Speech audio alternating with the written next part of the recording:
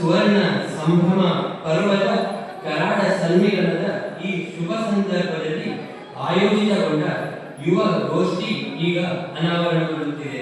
ಕರಾಡ ಕಂಡ ಇಬ್ಬರು ಅನುಭವಿ ಯುವಕರು ಭವಿತವ್ಯದ ಬದುಕನ್ನು ರೂಪಿಸುವ ಯುವ ಜನತೆಗೆ ಮಾರ್ಗದರ್ಶನವನ್ನು ನೀಡುವರಿದ್ದಾರೆ. ಇವರನ್ನು ನಮ್ಮ ಕರಾಡ ಬ್ರಾಹ್ಮಣ ಸಂಘ ಅಗಲ್ಪಾಡಿಯ ಅಧ್ಯಕ್ಷರಾದ ರಮಾನಂದ ಎಡಮಲೆ ಅವರು ವೇದಿಕೆಯಲ್ಲಿ ಬರಮಾಡಿಕೊಳ್ಳಬೇಕಾಗಿ ಕೇಳಿಕೊಳ್ತಾ ಇದ್ದೇನೆ.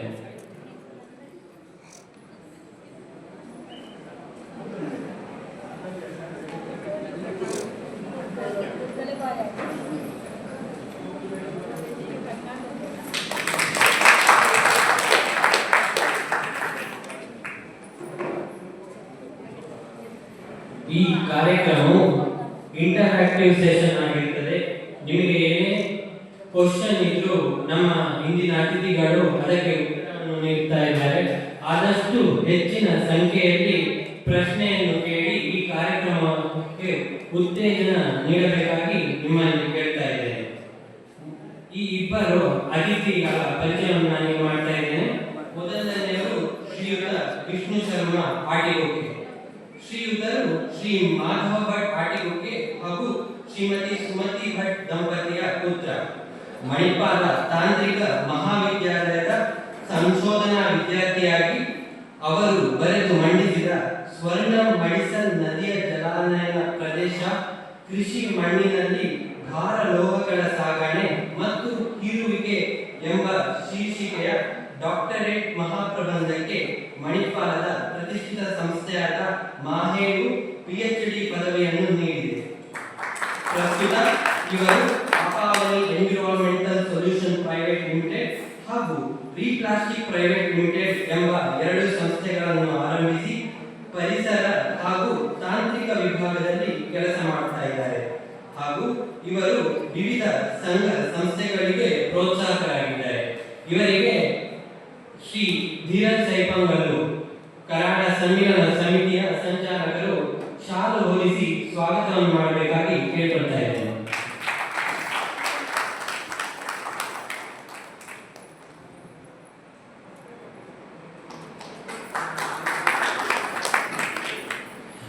ಇನ್ನೋರ್ವ ಮುಖ್ಯ ಅತಿಥಿಯಾಗಿ ನಮ್ಮೊಟ್ಟಿಗಿರುವ Shri Venugopal Kaniyajar, product head Shell energy and industry. ಮೂಲತಃ ಬಾಯಾರಿನ ಕನಿಯಾಜಾರನವರಾಗಿದ್ದು ಮೆಕ್ಯಾನಿಕಲ್ ಇಂಜಿನಿಯರಿಂಗ್ ಪದವಿಯನ್ನು KLE BVP ಯೂನಿವರ್ಸಿಟಿ ಹುಬ್ಬಳ್ಳಿಯಲ್ಲಿ ಪೂರೈಸಿ ನಂತರ MBA ಪದವಿಯನ್ನು ಸಿಂಬಯೋಸಿಸ್ ಯೂನಿವರ್ಸಿಟಿ ಪುಣೆಯಲ್ಲಿ ಪೂರೈಸಿದರು. ಹಾಗೂ ಇವರು ಸ್ವಿಸ್ ಸ್ಕೂಲ್ ಆಫ್ ಬಿಸಿನೆಸ್ ಜಿನೇವಾದಲ್ಲಿ net zero carbon reduction for sustainable environmental ಎಂಬ ವಿಷಯದಲ್ಲಿ ಸಂಶೋಧನೆಯನ್ನು ನಡೆಸುತ್ತಾ ಇದ್ದಾರೆ.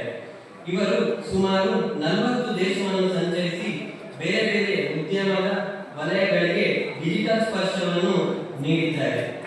ಇವರು ಕಾಲೇಜು ದಿನಗಳಲ್ಲಿ ಯುವ ನೇತಾರರಾಗಿದ್ದು ಅನೇಕ ಹುದ್ದೆಗಳನ್ನು ಇವರು ಅಲಂಕರಿಸಿದ್ದಾರೆ.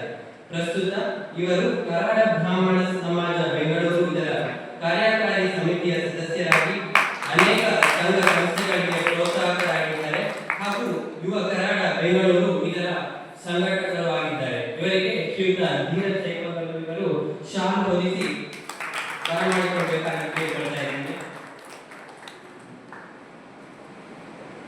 ಇದೀಗ ಮುಖ್ಯ ಅತಿಥಿಗಳು ಇಂದಿನ ವಿಷಯದ ಬಗ್ಗೆ ನಿಮ್ಮೊಂದಿಗೆ ಚರ್ಚೆ ನಡೆಸ್ತಾ ಇದ್ದಾರೆ. ಆದಷ್ಟು ಹೆಚ್ಚಿನ ಸಂಖ್ಯೆಯಲ್ಲಿ ನೀವು ಪ್ರಶ್ನೆಗಳನ್ನು ಕೇಳಿ ಈ ಒಂದು ಕಾರ್ಯಕ್ರಮಕ್ಕೆ ನೀವು ನಿಮ್ಮ ಒಂದು ಸಹಕಾರ ಕೊಡಬೇಕಾಗಿ ಕೇಳಿಕೊಳ್ತಾ ಇದ್ದೇನೆ.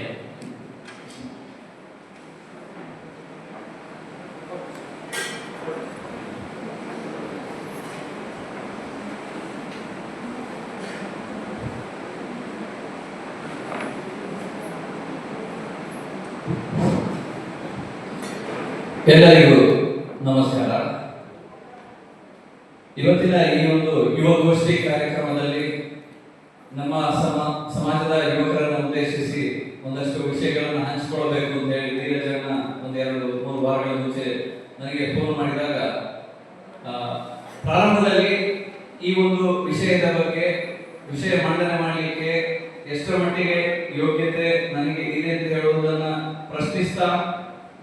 ಸಮಾಜದ ಯುವಕರೊಂದಿಗೆ ಮಾತುಕತೆ ಮಾಡಲಿಕ್ಕೆ ಒಂದು ಅವಕಾಶ ಸಿಗ್ತದೆ ಅಂತ ಹೇಳುವಂಥದ್ದು ಬಹಳ ದೊಡ್ಡದು ಅಂತ ಹೇಳುವ ಅಭಿಪ್ರಾಯದಲ್ಲಿ ಆಯ್ತು ಮಾಡೋಣ ಅಂತ ಹೇಳಿದೆ.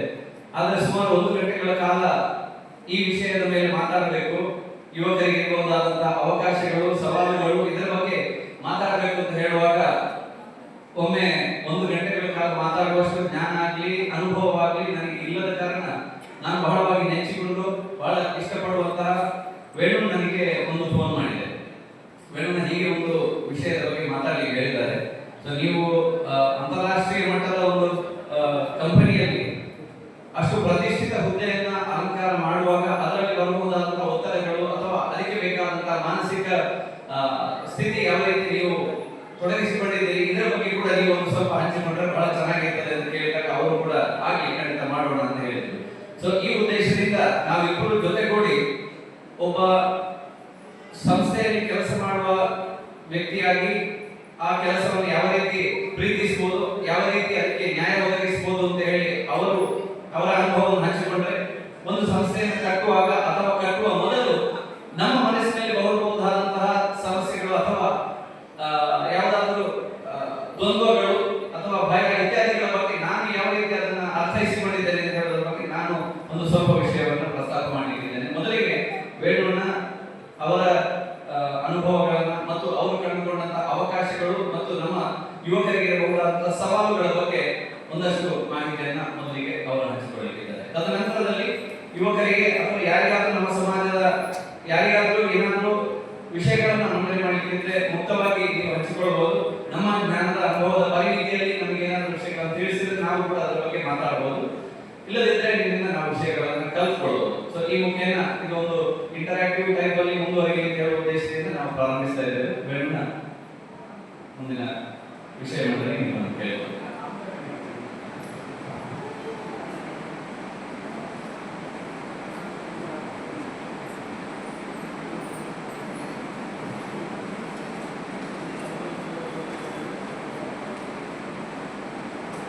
ನಮಸ್ಕಾರ.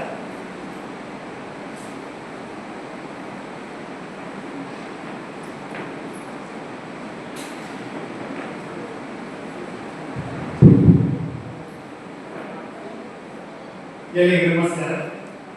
ಕರಾಳ ಸಮ್ಮೇಳನ 2025 ನಾವೆಲ್ಲ ಇಲ್ಲಿ ಈ ಡಿಜಿಟಲ್ ಯುಗದಲ್ಲಿ ನಮ್ಮ ವೃತ್ತಿ ಜೀವನದಲ್ಲಿ ಈ ತಂತ್ರಜ್ಞಾನ ಕ್ರಾಂತಿ ಹೇಗೆ ಬದಲಾವಣೆಯನ್ನು ತರ್ತಾ ಇದೆ ಅಂತ ನಮ್ಮ ವಿಷಯದ ಬಗ್ಗೆ ಚರ್ಚೆ ಮಾಡಿ ತಿಳಿಸಿದ್ದೇವೆ. ಆದಷ್ಟು ಇದು ಸಂವಾದಾತ್ಮಕವಾಗಿದ್ರೆ ಒಳ್ಳೆಯದು. ಇದರಿಂದ ನಿಮ್ಮಿಂದ ಕೇಳಿ ತಿಳ್ಕೊಳ್ಳೋ ವಿಷಯ ತುಂಬ ಇರ್ಬೋದು, ನಮ್ಮಿಂದ ಕೇಳಿ ತಿಳ್ಕೊಳ್ಳೋ ವಿಷಯ ಕೂಡ ಸುಮಾರು ಇರ್ಬೋದು. ಈ 21ನೇ ಶತಮಾನ ತಂತ್ರಜ್ಞಾನ ಕ್ರಾಂತಿಯ ಒಂದು ಸಾಕ್ಷಿ ಅಂತ ಹೇಳ್ಬೋದು. ಇವತ್ತಿರೋ ಟೆಕ್ನಾಲಜಿ ನಾಳೆ ಇರಲ್ಲ, ನಾಳೆ ಇರೋ ಟೆಕ್ನಾಲಜಿ ನಾಡಿರಲ್ಲ. ಒಂದು 15 ವರ್ಷ ಹಿಂದೆ ನೋಡಿದರೆ ಸ್ಮಾರ್ಟ್ ಫೋನ್ ಎಂಬ ಪದ ನಾವು ಬಳಕೆ ಮಾಡಲಿಲ್ಲ, ಅದು ಗೊತ್ತೇ ಇರಲಿಲ್ಲ ಅಲ್ವಾ? ಅದನ್ನ ಒಂದು 15 ವರ್ಷ ಹಿಂದೆ ನೋಡಿದರೆ ಮೊಬೈಲ್ ಅನ್ನೋ ಪದ ಇರಲಿಲ್ಲ, ಅದು ಆ ಪದದ ಬಳಕೆ ನಾವು ಮಾಡಿರಲಿಲ್ಲ. ಇನ್ನೊಂದು 15 ವರ್ಷ ಹಿಂದೆ ಟೆಲಿಫೋನ್, ಇನ್ನೊಂದು 15 ವರ್ಷ ಹಿಂದೆ ಟೆಲಿವಿಷನ್. ಸೊ ಈ ತಂತ್ರಜ್ಞಾನ ಏನಿದೆ ಒಂದು ನದಿ ಹಾಗೆ, ಅದು ಹರಿತಾ ಇರ್ತದೆ, ಯಾರಿಗೂ ಅದು ನಿಲ್ಲಿಸಲಿಕ್ಕೆ ಸಾಧ್ಯವಿಲ್ಲ. ಆ ನದಿಯೊಟ್ಟಿಗೆ ನಾವು ಸೇರ್ಕೊಂಡು ಈಜಲಿಕ್ಕೆ ಕಲಿಯಲಿಲ್ಲ ಅಂದ್ರೆ ನಾವು ಕೊಚ್ಚಿ ಹೋಗ್ತೇವೆ. ಸೊ ಆದಷ್ಟು ನಾವು ಈ ಬದಲಾವಣೆ ಆಗ್ತಾ ಇರೋ ಈ ಜಗತ್ತಿನಲ್ಲಿ ನಾವು ಅದಕ್ಕೆ ಸೇರಿ ಹೊಂದಾಣಿಕೆ ಆಗಿ ಅದರೊಟ್ಟಿಗೆ ಸೇರಿ ನಾವು ಅದರಿಂದ ಲಾಭ ಪಡೆಯುವ ಪ್ರಯತ್ನ ನಾವು ಮಾಡಬೇಕು. ನಿಮಗೆ ಕೆಲವೊಂದು ಉದಾಹರಣೆ ಕೊಡ್ತೇನೆ. ಈ ಕೊಡಾಕ್ ಕಂಪನಿ ನೀವು ಕೇಳಿರ್ಬೋದು. ಕೊಡಾಕ್ ಕಂಪನಿ ಜಗತ್ತಿನ ಅತಿ ದೊಡ್ಡ ಕ್ಯಾಮರಾ ಕಂಪನಿ ಆಗಿದೆ. ಒಂದು 1990 2000 ನೋಡಿದ್ರೆ ಆ ಫಿಲ್ಮ್ ಬೇಸ್ಡ್ ಕ್ಯಾಮ್ರಾ ಬರ್ತಿತ್ತು. ಫಿಲ್ಮ್ ಆಗಿ ನಾವು ಫೋಟೋ ತೆಗಿತೀವಿ, ಆ ಫಿಲ್ಮ್ ಅನ್ನು ಕೊಂಡೋಗಿ ನಾವು ಅದನ್ನ ಅದರ ಫೋಟೋ ಪ್ರೊಡ್ಯೂಸ್ ಮಾಡಿ ಬರ್ತಾ ಇದ್ವಿ. ಕೊಡಾಕ್ ಏನ್ ಮಾಡಿದ್ರು, 1975ಕ್ಕೆ ಡಿಜಿಟಲ್ ಕ್ಯಾಮ್ರಾ ಟೆಕ್ನಾಲಜಿ ಕಂಡುಹಿಡಿದ್ರು. ಆಗಲೇ 1975ಕ್ಕೆ ಡಿಜಿಟಲ್ ಕ್ಯಾಮ್ರಾ ಟೆಕ್ನಾಲಜಿ ಕಂಡುಹಿಡಿದಿದ್ರು. ಆದರೆ ಅವರು ಫಿಲ್ಮ್ ಬಿಸ್ನೆಸ್ಗೆ ಇಂಪ್ಯಾಕ್ಟ್ ಆಗ್ತದೆ ಅಂತ ಹೇಳಿ ಅದನ್ನು ಲಾಂಚ್ ಮಾಡಿದ್ರು. 20 ವರ್ಷದವರೆಗೆ ಅವರು ಲಾಂಚಿಂಗ್ ಮಾಡಲಿಲ್ಲ ಟೆಕ್ನಾಲಜಿ. ಅಷ್ಟೊಳಗೆ ಏನಾಯಿತು, ಈ Samsung, LG, Korean company, Japanese companies ಆ ಡಿಜಿಟಲ್ ಕ್ಯಾಮ್ರಾದ ಟೆಕ್ನಾಲಜಿನ ಮಾರ್ಕೆಟ್ಗೆ ಬಿಟ್ಟರು. ನೋಡ್ತಾ ನೋಡ್ತಾ ನೋಡ್ತಾ ಕೊಡಾಕ್ ಗೊತ್ತಾಗದೆ ಆ ಮಾರ್ಕೆಟಿಂದ ಹಿಂದೆ ಬಿಟ್ಟು 2012ಕ್ಕೆ ಆ ಕಂಪನಿ ದಿವಾಳಿ ಹೋಯಿತು. It was bankrupt. ಕೊಡಾಕ್ ಕಂಪನಿ ಇಲ್ಲದಾಗುತ್ತೆ. ಇಂಥದ್ದು ಸುಮಾರು ಉದಾಹರಣೆಗಳಿದೆ. ನೋಕಿಯಾ ನೀವೊಂದು 2010 ನೋಕಿಯಾ ಮೊಬೈಲ್ ತುಂಬ ಯೂಸ್ ಮಾಡ್ಬೋದು. ಈಗ ಇದೆಯಾ ನೋಕಿಯಾ ಯಾರು ಯೂಸ್ ಮಾಡಿದ್ದೀವಿ ಅಲ್ವಾ? ಬದಲಾವಣೆಗಳು ರೆಡಿ ಇಲ್ಲ, ಅಥವಾ ಅವರೇ ನಾವು ಮಾರ್ಕೆಟ್ ಲೀಡರ್ಸ್ ನಮ್ಮನ್ನೆಲ್ಲ ಇಷ್ಟಪಡ್ತಾರೆ, ಬೇರೆಯವ್ರನ್ನ ನಮ್ಮನ್ನು ಮೀರಿಸಲಿಕ್ಕೆ ಸಾಧ್ಯವಿಲ್ವಾ ಅನ್ನುವ ಒಂದು ಮೈಂಡ್ ಸೆಟ್ ಅಲ್ಲಿ ಇದ್ದವರು ರಿಸರ್ಚ್ಗೆ ಅಥವಾ ಏನು ಆವಿಷ್ಕಾರಗಳು ನಡೀತಾ ಇರ್ತದೆ ಅದಕ್ಕೆ ಹಣ ಹಾಕದೆ ಅಥವಾ ಅದ್ರ ಬಗ್ಗೆ ಯೋಚಿಸದೆ ಮುಂದೆ ಏನಾಗ್ಬೋದು ಅಂತ ಒಂದು ಪ್ಲಾನ್ ಇಲ್ಲದೆ ಅವರು ಹಿಂದುಳಿದ್ರು. HMT ವಾಚ್ಗಳ ಬಗ್ಗೆ ನಿಮಗೆ ಸುಮಾರು ಜನ ಗೊತ್ತಿರ್ಬೋದು. HMT ವಾಚ್ಗಳು ಕೂಡ ಹಾಗೆ ಒಂದು ಸ್ವಿಸ್ ಕಂಪನಿಯ ವಾಚ್ ಕ್ವಾಲಿಟಿ ಇದ್ದ HMT ಕಂಪನಿ ವಾಚ್ಗಳು ಕೀ ಬೇಸಿಸ್ ಆಟೋಮೆಟಿಕ್ ಸುಮಾರು ಡಿಸೈನ್ಗಳಲ್ಲಿ ಬರ್ತಿತ್ತು. ಈಗ HMT ವಾಚ್ ನಾವು ನೋಡಲಿಕ್ಕೆ ಸುಮ್ಮನೆ. ಸೊ ಬದಲಾವಣೆಯಿಂದ ಹೆದರಬಾರ್ದು. ಬದಲಾವಣೆ ಒಂದು ನೆಸೆಸಿಟಿ, ಒಂದು ಅಪಾರ್ಚುನಿಟಿ ಆಗಿ ನಾವು ತಗೊಂಡು ಅದೊಂದು ಅವಕಾಶ. ನೀವು ಆ ಬದಲಾವಣೆ ನೋಡಿ ಅದರಿಂದ ಏನು ಪ್ರಯೋಜನ ಆಗ್ತದೆ ನೋಡಿ, ಅದಕ್ಕೆ ಅಡ್ಜಸ್ಟ್ ಆಗಿಲ್ಲ ಅಂದರೆ ಆ ನದಿಯೊಳಗೆ ನಾವು ಕೊಚ್ಚಿ ಹೋಗೋ ಸಾಧ್ಯತೆ ಇದೆ. ಇನ್ನು ಈ 10ನೇ ಕ್ಲಾಸಿನ ಮಕ್ಕಳು, 12ನೇ ಕ್ಲಾಸಿನ ಮಕ್ಕಳು ಅಥವಾ ಡಿಗ್ರಿ ಮುಗಿಸಿದ ವಿದ್ಯಾರ್ಥಿಗಳು ಅಥವಾ ಹೈಸ್ಕೂಲಲ್ಲಿ ಹೋಗುವ ವಿದ್ಯಾರ್ಥಿಗಳಿಗೆ ಏನಾಗ್ತದೆ, ಅದೊಂದು ಮೈಲ್ಸ್ಟೋನ್ ಅಲ್ಲ. ಒಂದು 10ನೇ ಕ್ಲಾಸ್ ಮುಗಿಸಿದ ತಕ್ಷಣ ಏನು ಮಾಡೋದು, ಅದು 12ನೇ ಕ್ಲಾಸ್ ಮುಗಿಸಿದ ತಕ್ಷಣ ಏನು ಮಾಡೋದು, ಒಂದು ಪ್ರಶ್ನೆ ಇರ್ತದೆ. ತಂದೆ ತಾಯಿ ಹೇಳ್ತಾರೆ 90% ಆಗಿದೆ ಸೈನ್ಸ್ ಹೋಗು, 60% ಆಗಿದೆ ಆರ್ಟ್ಸ್ ಹೋಗು, 75% ಆಗಿದೆ ಕಾಮರ್ಸ್ ಹೋಗು. ಇದು ಜನರಲ್ ಟೆಂಡೆನ್ಸಿ. ಅಥವಾ ಸ್ನೇಹಿತರು ಬಂದು ಹೇಳ್ತಾರೆ ನಾವು ದುಬೈಗೆ ಹೋಗುವ, ಬಿಸ್ನೆಸ್ ಮಾಡುವ, ಅಥವಾ ಕೆಲವೊಬ್ಬರು ಫ್ರೆಂಡ್ಸ್ ಸ್ನೇಹಿತರು ಹೇಳ್ತಾರೆ ನಾವು ಈ ಕಾಂಪಿಟೇಟಿವ್ ಎಕ್ಸಾಮ್ ಬರೆಯುವ, IAS ಬರೆಯುವ, IPS ಬರೆಯುವ. ಸೊ ಸುಮಾರು ಒಪಿನಿಯನ್ಸ್ ಕೊಡ್ತಾರೆ. ಸೊ ಈ 10ನೇ ಕ್ಲಾಸು 12ನೇ ಕ್ಲಾಸು ಡಿಗ್ರಿ ಮುಗಿಸಿದ ಮಕ್ಕಳಲ್ಲಿ ಏನಾಗ್ತದೆ, ಒಂದು ಕನ್ಫ್ಯೂಷನ್ ಸ್ಟೇಟ್ ಕ್ರಿಯೇಟ್, ಏನು ಮಾಡಬೇಕಪ್ಪ ನಾನು ಅಂತ ಹೇಳಿ. ಸೊ ಇಂಥ ಒಂದು ಸ್ಟೇಟ್ ಅಲ್ಲಿ ಪ್ರತಿಯೊಬ್ಬರು ಎಷ್ಟು ಜನ ಈ ಒಂದು ಪರಿಸ್ಥಿತಿಯಲ್ಲಿ ಸಿಚುವೇಶನ್ ಅಲ್ಲಿ ನೀವು ಬಿದ್ದಿದ್ದೀರಿ. ನಾನಂತೂ ಈ ಒಂದು 10ನೇ ಕ್ಲಾಸ್ ಇದ್ದಾಗ 12ನೇ ಕ್ಲಾಸ್ ಇದ್ದಾಗ ಏನು ಮಾಡಬೇಕು ಅಂತ ಒಂದು ಕನ್ಫ್ಯೂಷನ್ ಸ್ಟೇಟ್ ಅಲ್ಲಿ ನಿಮ್ಗೆ ಯಾರಿಗೆ ಗೊತ್ತಾಗಿದೆ ಕೈ ಎತ್ಬೋದು. ಸೊ ಇದಕ್ಕೆ ಒಂದು ಜಾಪನೀಸ್ ಪ್ರಿನ್ಸಿಪಲ್ ಇದೆ, ಅದಕ್ಕೆ ಇಕಿಗೈ ಅಂತ ಹೇಳಿದ್ರೆ. ಇಕಿಗೈ ಅಂತ ಹೇಳಿದ್ರೆ ನಾವು ಇಲ್ಲಿ ಇರುವ ಪರ್ಪಸ್, ರೀಸನ್ ಆಫ್ ಎಕ್ಸಿಸ್ಟೆನ್ಸ್, ಈ ಜಗತ್ತಿನಲ್ಲಿ ನಾವು ಯಾಕಿದ್ದೇವೆ ಅನ್ನೋ ಒಂದು ಪರ್ಪಸ್ ಹುಡ್ಕೊಳ್ಬೇಕು. ಇನ್ನೊಂದು, ನಾವು ಬೆಳಿಗ್ಗೆ ಯಾಕೆ ಹೇಳ್ತೇವೆ, reason of waking up in the morning, ಬೆಳಿಗ್ಗೆ ಯಾಕೆ ನಾವು ಹೇಳ್ತೇವೆ ಅನ್ನೋ ಒಂದು ರೀಸನ್ ಅನ್ನು ನಾವು ಹುಡ್ಕೊಳ್ಬೇಕು. ಈ ಇಕಿಗೈ ಎನ್ನುವ ಫಿಲಾಸಫಿಯನ್ನು ಜಾಪನೀಸ್ ಕಂಡುಹಿಡಿದ್ರು. ಅದರಲ್ಲಿ 4 ಪ್ರಶ್ನೆಗಳು ಬರ್ತದೆ. 1ನೇ ಪ್ರಶ್ನೆ, ನಿಮ್ಮ ಪ್ಯಾಷನ್ ಏನು, ನೀವು ಯಾವುದನ್ನು ಹೆಚ್ಚು ಪ್ರೀತಿಸ್ತೀರಿ. ಸ್ವಾಭಾವಿಕವಾಗಿ ನೀವು ದಿನದಲ್ಲಿ 10-12 ಗಂಟೆಗಳು ಕೆಲಸ ಮಾಡಿದ್ರೆ ನೀವು ಬೋರ್ ಆಗಲ್ಲ. ಕೆಲವೊಬ್ಬರು ಹಾಡ್ತಾ ಇರ್ತೀವಿ, ಹಾಡಲಿಕ್ಕೆ ಇಷ್ಟ, ನೀವು ಬೆಳಗ್ಗಿಂದ ಸಂಜೆವರೆಗೆ ಹಾಡಿದ್ರೆ ನೀವು ಬೋರ್ ಆಗಲ್ಲ. That is a natural passion. ಕೆಲವೊಬ್ಬರು ಅಡುಗೆ ಮಾಡ್ತಿರ್ತೀವಿ, ಬೆಳಗ್ಗಿಂದ ಸಂಜೆ ಬೇರೆ ಬೇರೆ ಬೇರೆ ಪದಾರ್ಥಗಳನ್ನು ಮಾಡಿದ್ರೆ ಅದರಿಂದ ನಿಮ್ಗೆ ಸಂತೋಷ ಪಡ್ತೀವಿ. That is a passion. ಅದೇ ಆ ಕೆಲಸ ಮಾಡಿದ್ರೆ ನೀವು ಬೇಜಾರೋದಿಲ್ಲ, ದ್ಯಾಟ್ಸ್ ಅದರಿಂದ ಪ್ರೀತಿ. ಸೊ ಅದು ಮೊದಲನೇ ಪ್ರಶ್ನೆ, ವಾಟ್ ಯು ಲವ್ ಫಾರ್, ನಿಮ್ಗೆ ಏನು ಇಷ್ಟ, ಅದನ್ನು ಸ್ವಾಭಾವಿಕವಾಗಿ ದಿನನಿತ್ಯ ಮಾಡಿದ್ರೆ ನೀವು ಬೇಜಾರಾಗಬಾರ್ದು. ಇನ್ನು 2ನೇ ಪ್ರಶ್ನೆ, ಅದರಲ್ಲಿ ನೀವು ಎಕ್ಸ್ಪರ್ಟ್ ಆಗ್ಬೋದಾ ಅಂತೇಳಿ. Can you become very good at it, excel ಆಗ್ಬೋದಾ, ಎಕ್ಸ್ಪರ್ಟ್ ಆಗ್ಬೋದಾ. ಇನ್ನು ಯಾರಿಗೂ ಕ್ರಿಕೆಟ್ ಆಡೋಕ್ಕೆ ಇಷ್ಟ ಇದೆ, ಬೆಳಿಗ್ಗಿನ ಸಂಜೆವರೆಗೆ ಕ್ರಿಕೆಟ್ ಆಡ್ತೀರಿ, ಅದೇ ನಿಮ್ಮ ಪ್ಯಾಷನ್. ನಾಳೆ ನೀವು ವಿರಾಟ್ ಕೊಹ್ಲಿ ಆಗ್ಬೋದಾ, ಅಥವಾ ನಾಳೆ ನೀವು ಸಚಿನ್ ತೆಂಡೂಲ್ಕರ್ ಆಗ್ಬೋದಾ, ಆಗ್ಬೋದು. ಟ್ರೈನಿಂಗ್ ಅಥವಾ ನೀವು ಅದರಲ್ಲೇ ನಿಮ್ಮ ಟೈಮ್ ಕಳೆದ್ರೆ ಖಂಡಿತವಾಗ್ಲೂ ಆಗ್ಬೋದು. ಸೊ ಆ ಇವಾಲ್ಯೂಷನ್ ನೀವು ನಿಮ್ಮೊಳಗೆ ಮಾಡ್ಕೊಳ್ಬೇಕು. ಇದು 2ನೇ ಪ್ರಶ್ನೆ, can you become an expert. ಇನ್ನು 3ನೇ ಪ್ರಶ್ನೆ, ಜಗತ್ತಿಗೆ ಅದು ಬೇಕಾ. ನೀವು ಮಾಡ್ತೀಗ ಒಂದು ಮಗು 3ನೇ ವರ್ಷದ ಮಗು ಆರ್ಟ್ ಕ್ರಾಫ್ಟಲ್ಲಿ ತುಂಬ ಒಳ್ಳೆಯದು. ಆ ಆರ್ಟ್ ಕ್ರಾಫ್ಟಲ್ಲಿ ಅದು ಚೆನ್ನಾಗಿರುತ್ತೆ. ಫಸ್ಟ್ ಕ್ವಶನಿಗೆ ಉತ್ತರ ಸಿಕ್ತು, the kids passion is art. ಆ ಮಗುವಿಗೆ ಡ್ರಾಯಿಂಗ್ ಮಾಡಲಿಕ್ಕೆ ಇಷ್ಟ. ಇನ್ನು 2ನೇ ಪ್ರಶ್ನೆ, ಆ ಮಗುವಿಗೆ can you become an expert, ಅದರಲ್ಲಿ ಮುಂದುವರೆದು ಅದು ಡಿಸೈನಿಂಗಲ್ಲಿ ಒಳ್ಳೆಯದು, ಅದಕ್ಕೆ ಟ್ರೈನಿಂಗ್ ಕೊಟ್ಟರೆ ಆ ಮಗು ಬೆಳೀತಾ ಒಂದು ಡಿಸೈನಿಂಗ್ ಚೆನ್ನಾಗುತ್ತೆ. ಇನ್ನು 3ನೇ ಪ್ರಶ್ನೆ, ಜಗತ್ತಿಗೆ ಬೇಕಾ, ಖಂಡಿತವಾಗ್ಲೂ ಬೇಕು. ಯಾಕಂದರೆ ಈ ಬದಲಾಗ್ತಿರುವ ಜಗತ್ತಿನಲ್ಲಿ ಡಿಸೈನಿಂಗ್ ಚೇಂಜಸ್ ಆಗ್ತಾ ಇರ್ತದೆ, ಬೇಕು. ಇನ್ನು 4ನೇ ಪ್ರಶ್ನೆ ಏನು ಅಂತ ಹೇಳಿದ್ರೆ, ಅದರಿಂದ ನೀವು ಹಣ ಮಾಡ್ಬೋದು. ನಿಮ್ಮ ಕುಟುಂಬಕ್ಕೆ ನಿಮಗೆ ಖರ್ಚುಂಟು, ನಿಮ್ಮ ಕುಟುಂಬವನ್ನು ಸಾಕಬೇಕು, ಅದರಿಂದ ಹಣ ಮಾಡ್ಬೋದು. ಈ 4 ಪ್ರಶ್ನೆಗಳಿಗೆ ಉತ್ತರ ಸಿಕ್ಕಿ ಆ 4 ಪ್ರಶ್ನೆಗಳು ಸೇರಿ ನಿಮಗೆ ಇಕಿಗೈ ಆಗ್ತದೆ. ನಿಮ್ಮ ಜೀವನದ ಒಂದು ಫುಲ್ಫಿಲ್ಮೆಂಟ್ ಇರ್ಬೋದು, ಅಥವಾ ಸಾಕ್ಷಾತ್ಕಾರ ಅಂತ ಹೇಳ್ಬೋದು, ಅದು ನೀವು ಹುಡುಕ್ತೀರ. ಈಗ ಯಾರೊಬ್ಬರು ಹೇಳ್ತಾರೆ ನನಗೆ ಬಾಂಬ್ ಮಾಡಲಿಕ್ಕೆ ಭಾಳ ಇಷ್ಟ ಅಂತೇಳಿ, ಬಾಂಬ್ ಮಾಡ್ಬೋದು, ಬಾಂಬ್ ಮಾರಿ ಹಣಸ ಮಾಡ್ಬೋದು. ಸೊ ಹಣ ಸಾಕ್ತದೆ. ಜಗತ್ತಿಗೆ ಅದು ಬೇಕಾ, ಬೇಡ. ಬಾಂಬ್ ಜಗತ್ತಿಗೆ ಬೇಡ. So it will not become your passion ಅಥವಾ it is not your ikigai. So ನಿಮ್ಮ ಒಳಗಿನ ಪ್ಯಾಷನ್, ಅದರಿಂದ ನೀವು ಎಕ್ಸ್ಪರ್ಟ್ ಆಗ್ಬೋದಾ, ಅದರಿಂದ ನೀವು ಹಣ ಮಾಡ್ಬೋದಾ, ಅದು ಜಗತ್ತಿಗೆ ಬೇಗ. ಈ 4 ಪ್ರಶ್ನೆಗಳು ಸೇರಿ ನಿಮ್ಮ ಜೀವನದ ಫುಲ್ಫಿಲ್ಮೆಂಟ್ ಅನ್ನು ಕೊಡ್ತೇವೆ. ಸೊ ಇದು ನೀವು ಪ್ರಯತ್ನ ಮಾಡಬೇಕು.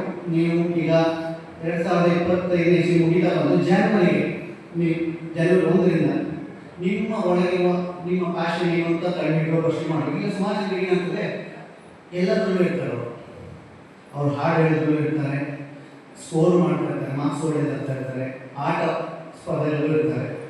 ಸೊ ಅದಕ್ಕೆ ಇಂಗ್ಲೀಷಲ್ಲಿ ನಾವು Jack of all trades master of ನನ್ ಅಂತ ಹೇಳ್ತೇವೆ.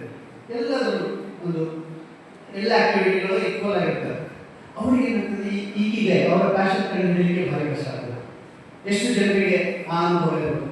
ನಾವೆಲ್ಲರೂ ಇದ್ದೇವೆ, ನಾವು ಭಜನೆ ಮಾಡೋದಿದ್ರೆ, ಹಾಡು ಹೇಳ್ತಿದ್ರೆ, ಸ್ತೋತ್ರ ಹೇಳ್ತಿದ್ರೆ, ನಮ್ಮ ಸಂಸ್ಕೃತಿಗಳನ್ನ ಫಾಲೋ ಮಾಡಿದ್ದೇವೆ, ಮಾರ್ಕ್ಸ್ ಕೊಡೋದಿರ್ತದೆ, ಸ್ಪೋರ್ಟ್ಸ್ ಕೂಡ ಇದೆ. ಎಷ್ಟು ಜನ ಆಗಿದ್ದೀರಿ ನಿಮ್ಮ ಸ್ಕೂಲ್ ಡೇಸಲ್ಲಿ? ಇಲ್ಲಿ ದೊಡ್ಡವರು ಕೈ ಇರ್ಬೋದು. ನಾನು ಅದೇ ಥರ ನನಗೆ ಒಂದು ಪ್ಯಾಷನ್ ನೋಡ್ಲಿಕ್ಕೆ ತುಂಬ ಕಷ್ಟ ಆಗಿತ್ತು. ಸುಮಾರು ಜನ ಆ ಪರಿಸ್ಥಿತಿಯಲ್ಲೂ ಹೋಗ್ತಾರೆ. ನಿಮ್ಮ ಒಳಗಿನ ನೀವು ಪ್ಯಾಷನ್ ನೋಡ್ಲಿಕ್ಕೆ ತುಂಬ ಕಷ್ಟ ಆಗ್ತದೆ. ಈಗ ದೇವರು ಏನು ಮಾಡ್ತಾರೆ, ನೀವು ಹುಟ್ಟುವಾಗ ನಿಮಗೊಂದು ಗಿಫ್ಟ್ ಬಾಕ್ಸ್ ಕೊಟ್ಟಿರ್ತಾರೆ. ಪ್ರತಿಯೊಬ್ಬರಿಗೂ ಒಂದು ಗಿಫ್ಟ್ ಬಾಕ್ಸ್, ಅದೊಂದು ರ್ಯಾಪರಲ್ಲಿ ಇರ್ತದೆ. ನಾವೇನು ಮಾಡ್ತೇವೆ, ಹೆಚ್ಚಿನವರು ತೆಗೆಯೋ ಪ್ರಯತ್ನ ಮಾಡೋದು. ಬೇರೆಯವರ ಗಿಫ್ಟ್ ಬಾಕ್ಸ್ ನೋಡಿ ಅದು ನಾನು ಅವಾರ್ಡ್ ಹಾಕಬೇಕು, ಇವಾಗ ಹಾಕಬೇಕು. ನಿಮ್ಮಲ್ಲಿ ಒಂದು ಕ್ವಾಲಿಟಿ ಇದೆ, ಅದು ಹುಡುಕೋ ಪ್ರಯತ್ನ ನೀವು ಮಾಡಬೇಕು. ಆ ಗಿಫ್ಟ್ ಬಾಕ್ಸನ್ನು ಓಪನ್ ಮಾಡಬೇಕು. ಈಗ ಸೂರ್ಯಗಾಯತ್ರಿ ಅವರ ತಂದೆ ತಾಯಿಯವರಿಗೆ ಆ ಹಾಡಿನಲ್ಲಿ ನೋಡಿದ್ರೆ ಆ ಗಿಫ್ಟ್ ಬಾಕ್ಸ್ ಓಪನ್ ಮಾಡಿದ್ರು, ಹಾಡೋದ್ರಲ್ಲಿ ಗೊತ್ತಾಯ್ತು, ಅದನ್ನು ಟ್ರೈನಿಂಗ್ ಕೊಟ್ಟರು. ಹಾಗೆ ಅವ್ರು ಮುಂದೆ ಈಗ ಒಳ್ಳೆ ಹಾಡುವಾರ್ತೆಯಾಗಿ ಅದೇ ಅವರ ಜೀವನದ ಒಂದು ಗುರಿ ಆಗಿಸ್ಕೊಂಡಿದ್ದಾರೆ. ಹೌದಾ? ಎಷ್ಟು ಜನ ವೈಭವ್ ಸೂರ್ಯವಂಶಿ ಅಂತ ಹೇಳಿದ್ರು. ವೈಭವ್ ಸೂರ್ಯವಂಶಿ 14 ವರ್ಷದ ತರುಣ, ಅತ್ಯಂತ ಆಕ್ರಮಣಕಾರಿ ಕ್ರಿಕೆಟ್ ಆಗಿ ಹೊರಹೊಮ್ಮಿದ್ದಾನೆ. 9-10 ವಯಸ್ಸಿಗೆ ಅವನ ತಂದೆ ಆ ಗಿಫ್ಟ್ ಬಾಕ್ಸ್, ದೇವರು ಕೊಟ್ಟಂತ ಗಿಫ್ಟ್ ಬಾಕ್ಸ್ ಓಪನ್ ಮಾಡಿ ಅವನು ಕ್ರಿಕೆಟ್ ಆಗ್ಬೋದು ಅಂತೇಳಿ ಒಂದು ಅವನ ಪ್ಯಾಷನ್ ಅನ್ನು ಕಂಡುಹಿಡಿದ್ರು. ಅಲ್ಲಿಂದ ಅವನು 3-4 ವರ್ಷಗಳಲ್ಲಿ ದೇಶದ ಅತ್ಯಂತ ಆಕ್ರಮಣಕಾರಿ ಬ್ಯಾಟ್ಸ್ಮನ್ ಆಗಿ ಹೊರಹೊಮ್ಮುತ್ತಾ ಇದ್ದಾನೆ. ಹಾಗೆ ಮುಂದುವರೆದ್ರೆ ಎಂತೆಂಥದ್ದು ಇಂಟರ್ನ್ಯಾಷನಲ್ ರೆಕಾರ್ಡ್ಸ್ ಅನ್ನು ಬ್ರೇಕ್ ಮಾಡ್ತಾನೆ. ಹಾಗಾಗಿ ನಿಮ್ಮ ಇಕಿಗೈ, ನಿಮ್ಮ ಪ್ಯಾಷನ್ ಅನ್ನು ನೋಡಿಕೊಂಡ್ರೆ ನೀವು ಸ್ಟಾರ್ ಆಗ್ತೀರಿ ಅಥವಾ ನೀವು ಸೆಲೆಬ್ರಿಟಿ ಆಗ್ತೀರಿ ಅಂತಲ್ಲ. ಸುಮಾರು ಜನ ಈಗ ನನ್ನ ಕುಟುಂಬದಲ್ಲಿ ನನ್ನ ಅಕ್ಕನ ಉದಾಹರಣೆ ಇರ್ತದೆ. ನನ್ನ ಅಕ್ಕ ಒಂದು 5-6 ವರ್ಷ ಇರುವಾಗ ನಮ್ಮೊಟ್ಟಿಗೆ ಟೀಚರ್ ಆಗ್ತಾರೆ. ಅವಳಿಗೆ 5-6 ವರ್ಷ, ನಮಗೆ 2-3 ವರ್ಷ. ನನ್ನ ಸ್ನೇಹಿತರನ್ನೆಲ್ಲ ಸೇರಿಸಿ ಟೀಚರ್ ಆಗ್ತಾರೆ. ಒಂದು ನಮ್ಗೆ ಹೇಳ್ಕೊಂಡು 5 ವರ್ಷದಿಂದ 10 ವರ್ಷ ಇರಬೇಕು. ನಾವು 5 ವರ್ಷ ಅವತ್ತಿಗೆ ಟೀಚರ್ ಆಗಲೇ ಅವಳಿಗೆ ಗುರಿ 5 ವರ್ಷ ಇರುವಾಗಲೇ ಅವ್ರು ಕಂಡುಹಿಡಿದ್ಬಿಟ್ಟಿದ್ದು ನಾನೇ ಟೀಚರ್ ಆಗಬೇಕು ಅಂತೇಳಿ. She had found Har passion. So ಕೊನೆಗೆ ಅವರು ಟೀಚರ್ ಆದರು. ಅದರಿಂದ ಅವರಿಗೆ ಸ್ಯಾಟಿಸ್ಫೈ, ಮಕ್ಕಳೊಂದಿಗೆ ಇಂಟ್ರಾಕ್ಟ್ ಮಾಡೋದು, ಮಕ್ಕಳಿಗೆ ಕಲಿಸೋದು, ಆ ಅನುಭವದಲ್ಲಿ ಅವರಿಗೆ ಸಂತೋಷ, ಆ ಅನುಭವದಲ್ಲಿ ಸ್ಯಾಟಿಸ್ಫ್ಯಾಕ್ಷನ್. ಹಾಗಂತ ಹೇಳಿ ನಾ ಆ ಕೆಲಸ ಬಿಟ್ಟು ಅವಳಿಗೆ ಒಂದು ಮರ್ಸಿಡೀಸ್ ಕಾರ್ ಕೊಡಿಸಿ ಒಂದು 10 ಕೋಟಿ ಅವಳ ಅಕೌಂಟಲ್ಲಿ ಹಾಕಿದ್ರೆ ಅವಳಿಗೆ 6 ತಿಂಗಳಲ್ಲಿ ಅಲ್ಲೆಲ್ಲ ಓಡಿ ಮಾಡೋದು. So your passion is something different from money. ಹಣದಿಂದ ಅದು ಜಡ್ಜ್ಮೆಂಟ್ ಮಾಡಲಿಕ್ಕಾಗೋದಿಲ್ಲ. ನಾವೇನು ಮಾಡ್ತೀವಿ ಈಗಿನ ಕಾಲದಲ್ಲಿ, ಈ ಡಿಜಿಟಲೈಸೇಷನ್ ಯುಗದಲ್ಲಿ ಯೂಟ್ಯೂಬ್, ಇನ್ಸ್ಟಾಗ್ರಾಮ್, ಫೇಸ್ಬುಕ್ ಇಂಥದ್ದೆಲ್ಲ ನೋಡಿ ಬೇರೆಯವರು ಮಾಡುವ ಒಂದು ವೃತ್ತಿಗೆ ತುಂಬ ಇನ್ಫ್ಲೂಯೆನ್ಸ್ ಆಗ್ತದೆ. ಯಾರೊಬ್ಬರು ಟ್ರಾವೆಲ್ ಮಾಡ್ತಾ ಇದ್ದಾರೆ, ಸಿಕ್ಕಾಪಟ್ಟೆ ರೀಲ್ಸ್ ಹಾಕ್ತಾರೆ, ಎಷ್ಟು ಚೆನ್ನಾಗಿದೆ ಅವ್ರ ಜೀವನ. ಸೊ ದೂರದ ಬೆಟ್ಟ ಯಾವಾಗಲೂ ನೀವು ನೋಡೇ ಕಾಣುತ್ತೆ. The other side of the land always looks greener. ನೀವು ಆ ಬೆಟ್ಟದ ಹತ್ರ ಹೋದಾಗಲೇ ಗೊತ್ತಾಗೋದು ಎಷ್ಟು ಕಷ್ಟ ಆ ಬೆಟ್ಟ ಇದೆ. So you have to realise, ನಾವು ಎಲ್ಲಿ ಹುಟ್ಟಿ ಬಂದಿದ್ದೇವೆ, ನಮ್ಮ ಪ್ಯಾಷನ್ ಏನಂತ ನಾವು ಅರ್ಥ ಮಾಡ್ಕೊಂಡ್ರೆ ಅಲ್ಲಿಂದ ನಾವು ಎಲ್ಲಿ ಬೇಕಾದ್ರೂ ಹಾರಿ ಹೋಗ್ಬೋದು. ಅದರ ಹುಡುಕುವ ಒಂದು ದೊಡ್ಡ ಕೆಲಸ ನಾವು ಮಾಡಬೇಕಷ್ಟೇ. ಈಗ ಈ ಕನ್ಫ್ಯೂಷನ್ ಸ್ಟೇಟ್ ಅಲ್ಲಿ ಇದ್ದವರಿಗೆ ನಾನು ಕೆಲವು ಒಂದು ಉದಾಹರಣೆ ಕೊಡ್ತೇನೆ. ಈಗ ನಾವು ಎಲ್ಲದರಲ್ಲೂ ಇದ್ದೇವೆ, ಎಲ್ಲದರಲ್ಲೂ ಈಕ್ವಲ್ ಆಗಿದ್ದರೆ ನನಗೆ ಕನ್ಫ್ಯೂಷನ್. ನಾವೇ ನಮ್ಮ ಪ್ಯಾಷನ್ ಏನು? ಆರ್ ಮಾಧವನ್ ಅಂತೇಳಿ ಒಬ್ಬರು ಆ್ಯಕ್ಟರ್ ಇದ್ದಾರೆ. 3 Idiots ಮೂವಿಯಲ್ಲಿ ಅವರು ಹೀರೋ ಆಗಿ ಕೆಲಸ ಮಾಡಿದ್ರು. 15 ವರ್ಷ ಇರುವಾಗ ಅವರು ಕೊಲ್ಲಾಪುರದಲ್ಲಿ ಅವರು ಎಜುಕೇಷನ್ ಮಾಡ್ತಾ ಇದ್ರು. 15 ವರ್ಷ ಇರುವಾಗ ಅವರಿಗೆ ಕಲ್ಚರಲ್ ಎಂಬಾಸಿಡರ್, ಇಂಡಿಯನ್ ಕಲ್ಚರಲ್ ಎಂಬಾಸಿಡರ್ ಆಗಿ ಅವರಿಗೆ ಕ್ಯಾನಡಾಕ್ಕೆ 1 ವರ್ಷ ಕಳಿಸ್ತಾರೆ. ಕಾಲೇಜಿಂದ ಸೆಲೆಕ್ಟ್ ಆಗಿರ್ತಾರೆ. ಈಗ 15 ವರ್ಷ ಯೋಚನೆ ಮಾಡಿ, PUC first year second year ಅವಾಗ ಅವರಿಗೆ 1 ವರ್ಷಕ್ಕೆ ಕ್ಯಾನಡಾ ಕಳಿಸ್ತಾರೆ. ಅಲ್ಲಿ ಹೋಗಿ ಸುಮಾರು ವಿಷಯಗಳು ಕಲಿತು ಅವರು ಅಲ್ಲಿ ಒಂದು ಅವ್ರಿಗೆ ಇನ್ವೆಸ್ಟ್ಮೆಂಟ್ ಕ್ರಿಯೇಟ್ ಮಾಡಿ ಬರ್ತಾರೆ. 19ನೇ ವಯಸ್ಸಿಗೆ ಅವರು NCC ಸೇರ್ತಾರೆ. ಅದೇ ವರ್ಷ ಅವರು ಮಹಾರಾಷ್ಟ್ರದ ಬೆಸ್ಟ್ NCC ಕ್ಯಾಡೆಟ್ ಆಗಿ ಇಂಗ್ಲೆಂಡ್ಗೆ ಅವರಿಗೆ ರಾಯಲ್ ಆರ್ಮಿಗೆ ಟ್ರೈನಿಂಗ್ ಕಳಿಸ್ತಾರೆ 6 ಮಂದಿ. ಅಲ್ಲಿ ಟ್ರೈನಿಂಗ್ ಮಾಡ್ತಾ ಮಾಡ್ತಾ ಅವರು ರಾಯಲ್ ಆರ್ಮಿ ಸೇರೋ ನಿರ್ಧಾರ ಮಾಡ್ತಾರೆ. ಕಾರಣಾಂತರಗಳಿಂದ ಸೇರಲ್ಲ, ವಾಪಸ್ ಬರ್ತಾರೆ. ವಾಪಸ್ ಬಂದು ಪಬ್ಲಿಕ್ ಸ್ಪೀಕಿಂಗ್ ಬಗ್ಗೆ ಟ್ರೈನಿಂಗ್ ಶುರು ಮಾಡ್ತಾರೆ. ಪಬ್ಲಿಕ್ ಸ್ಪೀಕಿಂಗ್ ಬಗ್ಗೆ ಟ್ರೈನಿಂಗ್ ಮಾಡ್ತಾ ಮಾಡ್ತಾ ಜಪಾನಲ್ಲಿ ನಡೆಯುವ ಯಂಗ್ ವರ್ಲ್ಡ್ ಎನ್ಕ್ಲೇವ್ ಅಲ್ಲಿ best speaker, Young business man speaker ಆಗಿ ಒಂದು ಚಾಂಪಿಯನ್ಶಿಪ್ ಗೆಲ್ತಾರೆ. ಇಷ್ಟೆಲ್ಲ ಆಗಿ ಅವರು ವಾಪಸ್ ಬಂದು 25ನೇ ವರ್ಷಕ್ಕೆ ಅವರ ಪ್ಯಾಷನ್ ಹುಡ್ಕೊಳ್ತಾರೆ. That is acting. ಒಂದು ಸೀರಿಯಲ್ಗೆ ಹೋಗ್ತಾರೆ, ಆ ಸೀರಿಯಲ್ ಆಕ್ಟಿಂಗ್ ಮಾಡ್ತಾರೆ, ಅದರಿಂದ ಇನ್ನೊಂದು ಸೀರಿಯಲ್, ಆಮೇಲೆ ಕನ್ನಡ ಮೊದಲನೇ ಫಿಲ್ಮ್ ಕನ್ನಡದಲ್ಲಿ ಅವರಿಗೆ ಚಾನ್ಸ್ ಸಿಗ್ತದೆ.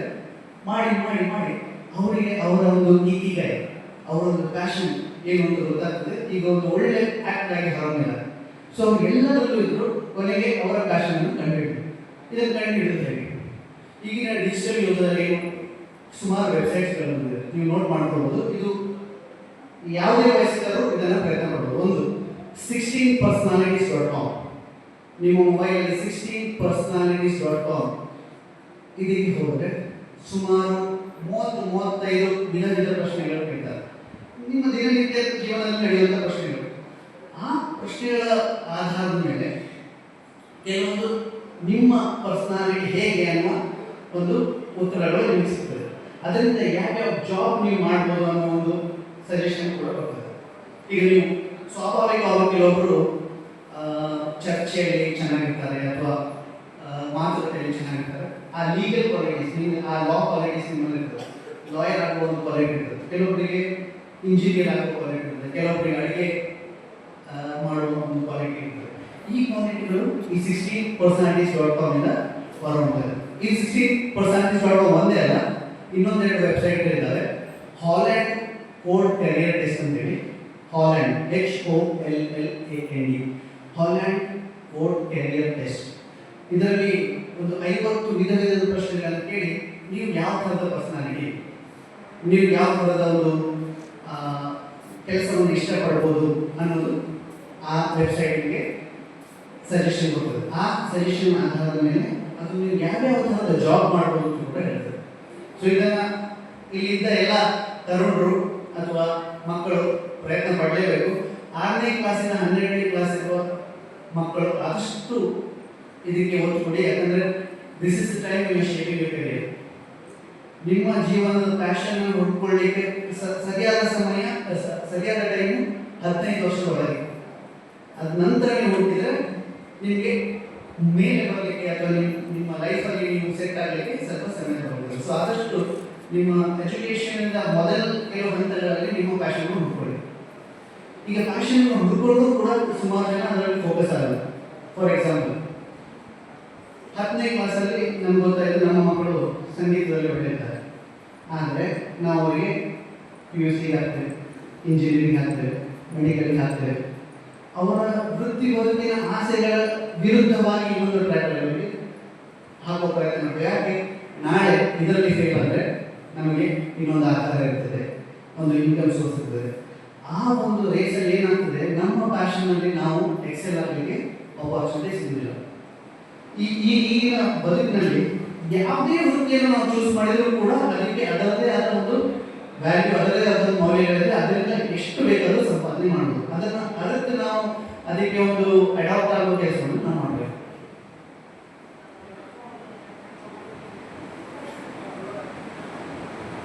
ಇನ್ನೊಂದು ಸಣ್ಣ ಕಥೆ ಹೇಳ್ತೀನಿ ನಿಮಗೆ. ಇದು ನಿಜ ನಡೆದಂತ ಕಥೆ. ಒಬ್ಬ ಇಂಜಿನಿಯರಿಂಗ್ ವಿದ್ಯಾರ್ಥಿ, BSc ಕಂಪ್ಯೂಟರ್ ಸೈನ್ಸ್, ಆ್ಯಕ್ಚುಲಿ ಇದು ಮಹಾರಾಷ್ಟ್ರದಲ್ಲಿ ನಡೆದಂತ ಕಥೆ. ಆ ವಿದ್ಯಾರ್ಥಿ ಫಸ್ಟ್ ಇಯರ್ BSc ಮಾಡ್ತಾ ಇರ್ತಾನೆ. ಅವನಿಗೆ ಇಂಜಿನಿಯರ್ ಆಗುವ ಒಂದು ಆಸೆ ಇರ್ತದೆ. ಆದರೆ ಆ ಇಂಜಿನಿಯರಿಂಗ್ ಸಬ್ಜೆಕ್ಟ್ಗಳಲ್ಲಿ artificial intelligence, machine learning, data science, ಸುಮಾರು ಎಲ್ಲ ಸಬ್ಜೆಕ್ಟ್ಗಳಿರ್ತದೆ. ಆ ಎಲ್ಲ ಸಬ್ಜೆಕ್ಟ್ಗಳಲ್ಲಿ ಕನ್ಫ್ಯೂಸ್ ಆಗಿ ನಾನು ಹೇಗೆ ಮುಂದುವರಿಯೋದು ಅಂತೇಳಿ ಒಂದು ಕನ್ಫ್ಯೂಷನ್ ಇರ್ತಾರೆ. ಹೆಚ್ಚಿನವನ್ನ ಆ ಕನ್ಫ್ಯೂಷನ್ ಇರ್ತಾರೆ. ಈಗ ಇಲ್ಲಿರುವ ವಿದ್ಯಾರ್ಥಿಗಳಲ್ಲಿ ಕೂಡ ಆ ಕನ್ಫ್ಯೂಷನ್ ಇರ್ಬೋದು. ನಿಮ್ಮ ಡಿಗ್ರಿಯಲ್ಲಿ ನೀವು 15-20 ಸಬ್ಜೆಕ್ಟ್ ಆದರೆ ಆ 15-20 ಸಬ್ಜೆಕ್ಟ್ಗಳಲ್ಲಿ ಯಾವ ಆ ಒಂದು ಸಬ್ಜೆಕ್ಟ್ ನಿಮ್ಮನ್ನು ಎತ್ತಿ ಹಿಡಿಯುತ್ತದೆ ಅಥವಾ ನೀವು ಅದರಲ್ಲಿ ಎಕ್ಸೆಲ್ ಆಗ್ಬೋದು ಅನ್ನೋ ಒಂದು ಪ್ರಶ್ನೆ ಸುಮಾರು ಜನರಿಗೆ ಇರ್ತದೆ. ಇದಕ್ಕೆ ಅವರ ಮೆಂಟರ್ ಹೇಳ್ತಾರೆ, ಜಪಾನೀಸ್ನ ಇನ್ನೊಂದು ಫಿಲಾಸಫಿ ಇದೆ, ಅದಕ್ಕೆ ಕೈಸನ್ ಅಂತ ಹೇಳ್ತಾರೆ. ಕೈಸನ್ ಅಂತ ಹೇಳಿದ್ರೆ continuous improvement with small steps. So ಈ ಒಂದು ಫಿಲಾಸಫಿಗೆ ಅವರ ಮೆಂಟರ್ ಅವರಿಗೆ ಇಂಟ್ರಡ್ಯೂಸ್ ಮಾಡಿಕೊಡ್ತಾರೆ. ಆ ವಿದ್ಯಾರ್ಥಿ ಮೊದಲನೇ ದಿನ ಕಂಪ್ಯೂಟರಲ್ಲಿ ಒಂದು ಹೊಸ ವಿಚಾರವನ್ನು ಕಲಿತಾನೆ. ಒಂದು ವಾರ ಬಿಟ್ಟು ಆ ವಿಚಾರದಲ್ಲಿ ಒಂದು ಹೊಸ ಟ್ರೈನಿಂಗ್ ಅನ್ನು ಮಾಡ್ತಾನೆ. ಅಲ್ಲಿಂದ ಒಂದು ಸ್ಕ್ರಿಪ್ಟ್, ಪೈಥಾನ್ ಸ್ಕ್ರಿಪ್ಟ್ ಬರಲಿಕ್ಕೆ ಪ್ರಯತ್ನ ಮಾಡ್ತಾನೆ. ಅದಾದ ನಂತರ ಒಂದು ಸಾಫ್ಟ್ವೇರ್, ಒಂದು ಆಟೋಮೇಷನ್ ಟೂಲ್ ಡೆವಲಪ್ ಮಾಡ್ತಾನೆ. ಮಾಡ್ತಾ ಮಾಡ್ತಾ ಮಾಡ್ತಾ 3-4 ತಿಂಗಳಿಗೆ ಸ್ವಲ್ಪ ವಿಚಾರಗಳು ಅವನಿಗೆ ಗೊತ್ತಾಗ್ತದೆ. ಒಂದು ಸಣ್ಣ ಪ್ರಾಜೆಕ್ಟ್ ಮಾಡಿದ. ಆ 3ನೇ ತಿಂಗಳಲ್ಲಿ ಮಾಡಿದ ಪ್ರಾಜೆಕ್ಟ್ 6ನೇ ತಿಂಗಳಿಗೆ 2 ಪ್ರಾಜೆಕ್ಟ್ ಆಗ್ತದೆ. 12ನೇ ತಿಂಗಳೇ ಆಗುವಾಗ ಅಮೆರಿಕದ ಓಪನ್ AI ಕಂಪನಿ ಅವನಿಗೆ 1 ಕೋಟಿ ಸಂಬಳಕ್ಕೆ ಇಂಟರ್ನ್ಶಿಪ್ ಕೊಡ್ತದೆ. ಇದು ನಿಜ ನಡೆದಂತ ಘಟನೆ. ಏನೂ ಗೊತ್ತಿಲ್ಲದ ಒಂದು ವಿದ್ಯಾರ್ಥಿ ಆ ವರ್ಷದ ಮೊದಲನೇ ದಿನದಿಂದ ಶುರು ಮಾಡಿ 365ನೇ ದಿನಕ್ಕೆ ಯಾವುದೋ ಒಂದು ಅಮೆರಿಕನ್ ಕಂಪನಿಗೆ ಇಂಟರ್ನ್ಶಿಪ್ಗೆ ಹೋಗ್ತಾನೆ. ಅದು ಕಂಟಿನ್ಯೂಸ್ ಇಂಪ್ರೂವ್ಮೆಂಟ್ ಇಂದ ಮಾತ್ರ ಸಾಧ್ಯ. ಒಂದೊಂದೇ ಸಣ್ಣ ಸಣ್ಣ ಹೆಜ್ಜೆ ಇಟ್ಟು ನಾವು ಹೊಸ ಹೊಸ ವಿಚಾರಗಳನ್ನು ಕಲಿತು ನಮ್ಮ ಪ್ಯಾಷನ್ಗಳನ್ನು ಹತ್ಕೊಂಡು ಅದರ ಮೇಲೆ ನಾವೇನಾದರೂ ಟೈಮ್ ಸ್ಪೆಂಡ್ ಮಾಡಿದ್ರೆ ಖಂಡಿತವಾಗೂ ಅದರಲ್ಲಿ ನಾವು ಎಕ್ಸೆಲ್ ಮಾಡಬಹುದು. ಇದಕ್ಕೆ 1% ಡಿಜಿಟಲ್ ಅಪ್ಗ್ರೇಡ್ ಅಂತ ಇದೆ.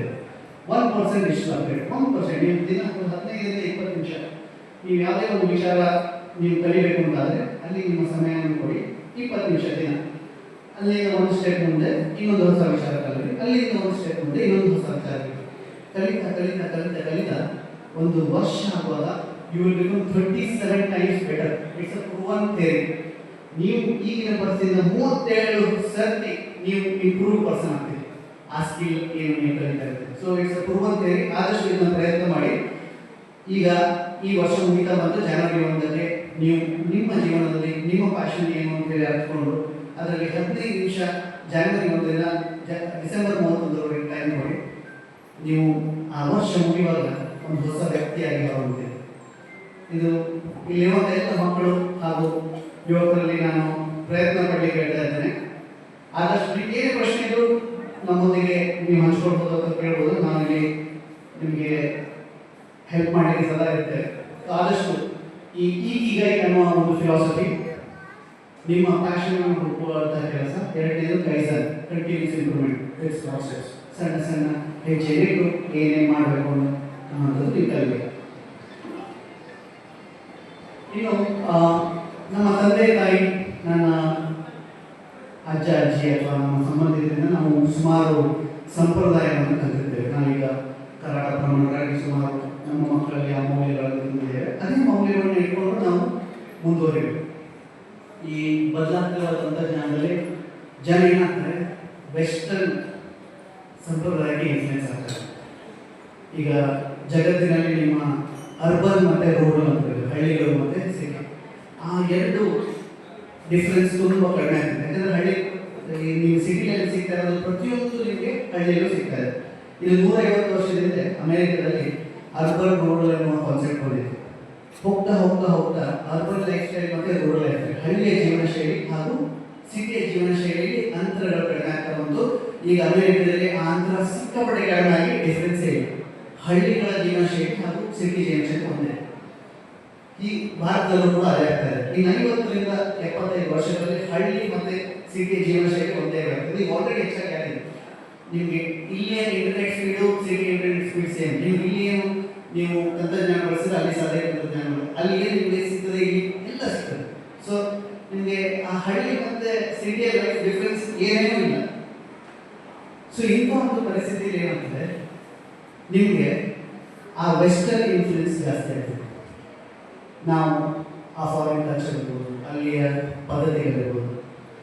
ಸೊ ಆಗ್ತಾ ಆಗ್ತಾ ನಾವು ಅದಕ್ಕೆ ಇನ್ಕ್ಲಿನೇಷನ್, ಆ ಒಂದು ಒಲವು ನಮ್ಮದು ಆ ಕಡೆ ಹೋಗುವ ಸಾಧ್ಯತೆಗಳಿಲ್ಲ. ಸೊ ಆದಷ್ಟು ನಾವು ನಮ್ಮ ಸಂಪ್ರದಾಯ, ನಮ್ಮ ಪದ್ಧತಿಗಳು, ನಮ್ಮ ಒಂದು ಬೆಳೆದು ಬಂದಂಥ ಮೌಲ್ಯಗಳು ಆಧಾರವಾಗಿಟ್ಕೊಂಡು ಈ ಡಿಜಿಟಲ್ ತಂತ್ರಜ್ಞಾನದಲ್ಲಿ ನಾವು ನಮ್ಮ ಸಮಯವನ್ನು, ನಮ್ಮ ಸ್ಕಿಲ್ಲನ್ನು ಡೆವಲಪ್ ಮಾಡಬೇಕು. ನೋಡಿ, ನಾವು ಈ ನದಿಯ ಒಂದು ತೀರದಲ್ಲಿ ನಮ್ಮ ಸಂಪ್ರದಾಯ ಇದೆ, ನದಿಯ ಆ ಕಡೆ ಆರ್ಟಿಫಿಷಿಯಲ್ ಇಂಟೆಲಿಜೆನ್ಸ್, ಮಷೀನ್ ಲರ್ನಿಂಗ್ ಒಂದು ತಂತ್ರಜ್ಞಾನ ಇದೆ. ಈಗ ನಾವು ಆ ದಡಕ್ಕೆ ಹೋಗಿಬಿಟ್ರೆ ಇಲ್ಲಿಯ ಕನೆಕ್ಷನ್ ಬಿಟ್ಟು ಹೋಗ್ತದೆ. ನಮ್ಮ ಸಮುದಾಯದಲ್ಲಿ ಸುಮಾರು ಜನ ಈ ಪರಿಸ್ಥಿತಿಯಿಂದ ಹೋಗಿದ್ದಾರೆ. ನಾವು ಎಷ್ಟೋ ಜನ ನೋಡ್ಬೋದು, ನಮ್ಮ ಕುಟುಂಬದಲ್ಲೇ ಇರ್ಬೋದು, ಸುಮಾರು ಜನ ಫಾರಿನ್ ಸೆಟ್ಲ್ ಆಗಿದ್ದಾರೆ. ಅಲ್ಲಿಂದ ಅವರ ಮಕ್ಕಳು ಈಚೆ ಬರಲಿಕ್ಕೆ ಕೇಳುವುದಿಲ್ಲ. ಅವರಿಗೆ ನಮ್ಮ ಒಂದು ಕನೆಕ್ಷನ್ ತಪ್ಪಿ ಹೋಗಿದೆ. ನಮ್ಮ ಸಂಪ್ರದಾಯದ ಒಂದು ಮೌಲ್ಯಗಳು ಅರ್ಥವೇ ಆಗಬೇಕಿಲ್ಲ. ಸೊ ಇದೆಲ್ಲ ಈಗಿನ ಚಾಲೆಂಜ್. ಸೊ ಹಾಗಾಗಿ ನಾವು ಒಂದು ಸೇತುವೆಯನ್ನು ಕಟ್ಟಬೇಕು. ಈ ಒಂದು ತೀರದಿಂದ ಆ ಒಂದು ತೀರಕ್ಕೆ ನಮ್ಮ ಫೌಂಡೇಶನ್ ವ್ಯಾಲ್ಯೂಸ್ ಇಟ್ಕೊಂಡು ಅದರ ಮೂಲಕ ನಾವು ತಂತ್ರಜ್ಞಾನದಲ್ಲಿ ನಮ್ಮ ಒಂದು ಸಮಯವನ್ನು ಕೊಟ್ಟರೆ ನಾವು ಆದಷ್ಟು ಬೇಗ ಯಶಸ್ವಿ ಕೂಡ ಆಗ್ತೇವೆ. ನಾವು ನಮ್ಮ ಸಂಪ್ರದಾಯವನ್ನು ತಗೊಂಡು ಹೋಗ್ತೇವೆ. ಇದಕ್ಕೆ ಸುಮಾರು ಉದಾಹರಣೆಗಳಿದ್ದಾವೆ. ಈಗ ಬ್ರಾಹ್ಮಣರಲ್ಲಿ 4-5% ಜನ ಭಾರತದಲ್ಲಿ ದೊಡ್ಡ ದೊಡ್ಡ ಹುದ್ದೆಗಳಿದ್ದಾರೆ. ನೀವು ಕೆಲವೊಂದು ರಿಸರ್ಚ್ ಆಗಿದೆ, 2000 ಇಸ್ವಿಯಲ್ಲಿ ರಿಸರ್ಚ್ ಆದ ಪ್ರಕಾರ ಬ್ರಾಹ್ಮಣರಿಗೆ ಇರುವಂಥ IQ ಇಂಟೆಲಿಜೆಂಟ್ ಕೋಎಫಿಷಿಯಂಟ್ ಬೇರೆ ಯಾವ ಸಮುದಾಯಕ್ಕೂ ಇಲ್ಲ. ನಾವು ಪ್ರತಿ ಸಲ ಯಾವುದೇ ಒಂದು ಕಾಂಪಿಟೇಟಿವ್ ಎಕ್ಸಾಮ್ ಆಗಲಿ, IIT, IIM ಅಥವಾ ಯಾವುದೇ ಒಂದು ನೀಟ್, ಯಾವುದೇ ಒಂದು ಪರೀಕ್ಷೆಗಳಲ್ಲಿ ಕೂಡ ನಮ್ಮ ಒಂದು ಇಂಟೆಲಿಜೆಂಟ್ ಕೋಎಫಿಷಿಯಂಟ್ ಯಾವಾಗಲೂ ಜಾಸ್ತಿ, 4-5% ನಾವು ಯಾವಾಗಲೂ ಜಾಸ್ತಿ. ಈಗ ನೀವು ಸುಮಾರು ನಮ್ಮ ಬ್ರಾಹ್ಮಣರಲ್ಲಿ ನಾರಾಯಣ ಮೂರ್ತಿ ಇರ್ಬೋದು ಅಥವಾ ಶ್ರೀಧರ್ ವೆಂಬು ಅಂತೇಳಿ ಹೊಸ, ಈ ಅರತ್ತೈ ಅಂತೇಳಿ ಒಂದು ಹೊಸ ವಾಟ್ಸಪ್ಪಿಗೆ ಕಾಂಪಿಟೇಷನ್ ಆಗಿ ಒಂದು ಹೊಸ ಬ್ರಾಹ್ಮಣರು ಅವರ ಮೌಲ್ಯಗಳನ್ನ ಇಟ್ಕೊಂಡೇ ಅವರು ಬೆಳೆದದ್ದು. ಜಗತ್ತಿನಲ್ಲಿ ಎಷ್ಟೇ ಹಣ ಮಾಡಿರ್ಬೋದು ಅಥವಾ ಜಗತ್ತಿನಲ್ಲಿ ಎಷ್ಟೇ ಹೆಸರು ಮಾಡಿರ್ಬೋದು, ಆದರೆ ಅವರು ಮೌಲ್ಯಗಳನ್ನು ಬಿಟ್ಕೊಂಡಿಲ್ಲ. ಸೊ ಆದಷ್ಟು ನಮ್ಮ ಸಂಪ್ರದಾಯ, ನಮ್ಮ ಮೌಲ್ಯ, ನಮ್ಮ ಸಂಸ್ಕೃತಿಯನ್ನು ಆಧಾರವಾಗಿ ಇಟ್ಕೊಂಡು ನಾವು ಬೆಳೆಯುವ ಪ್ರಯತ್ನ ಮಾಡೋಣ.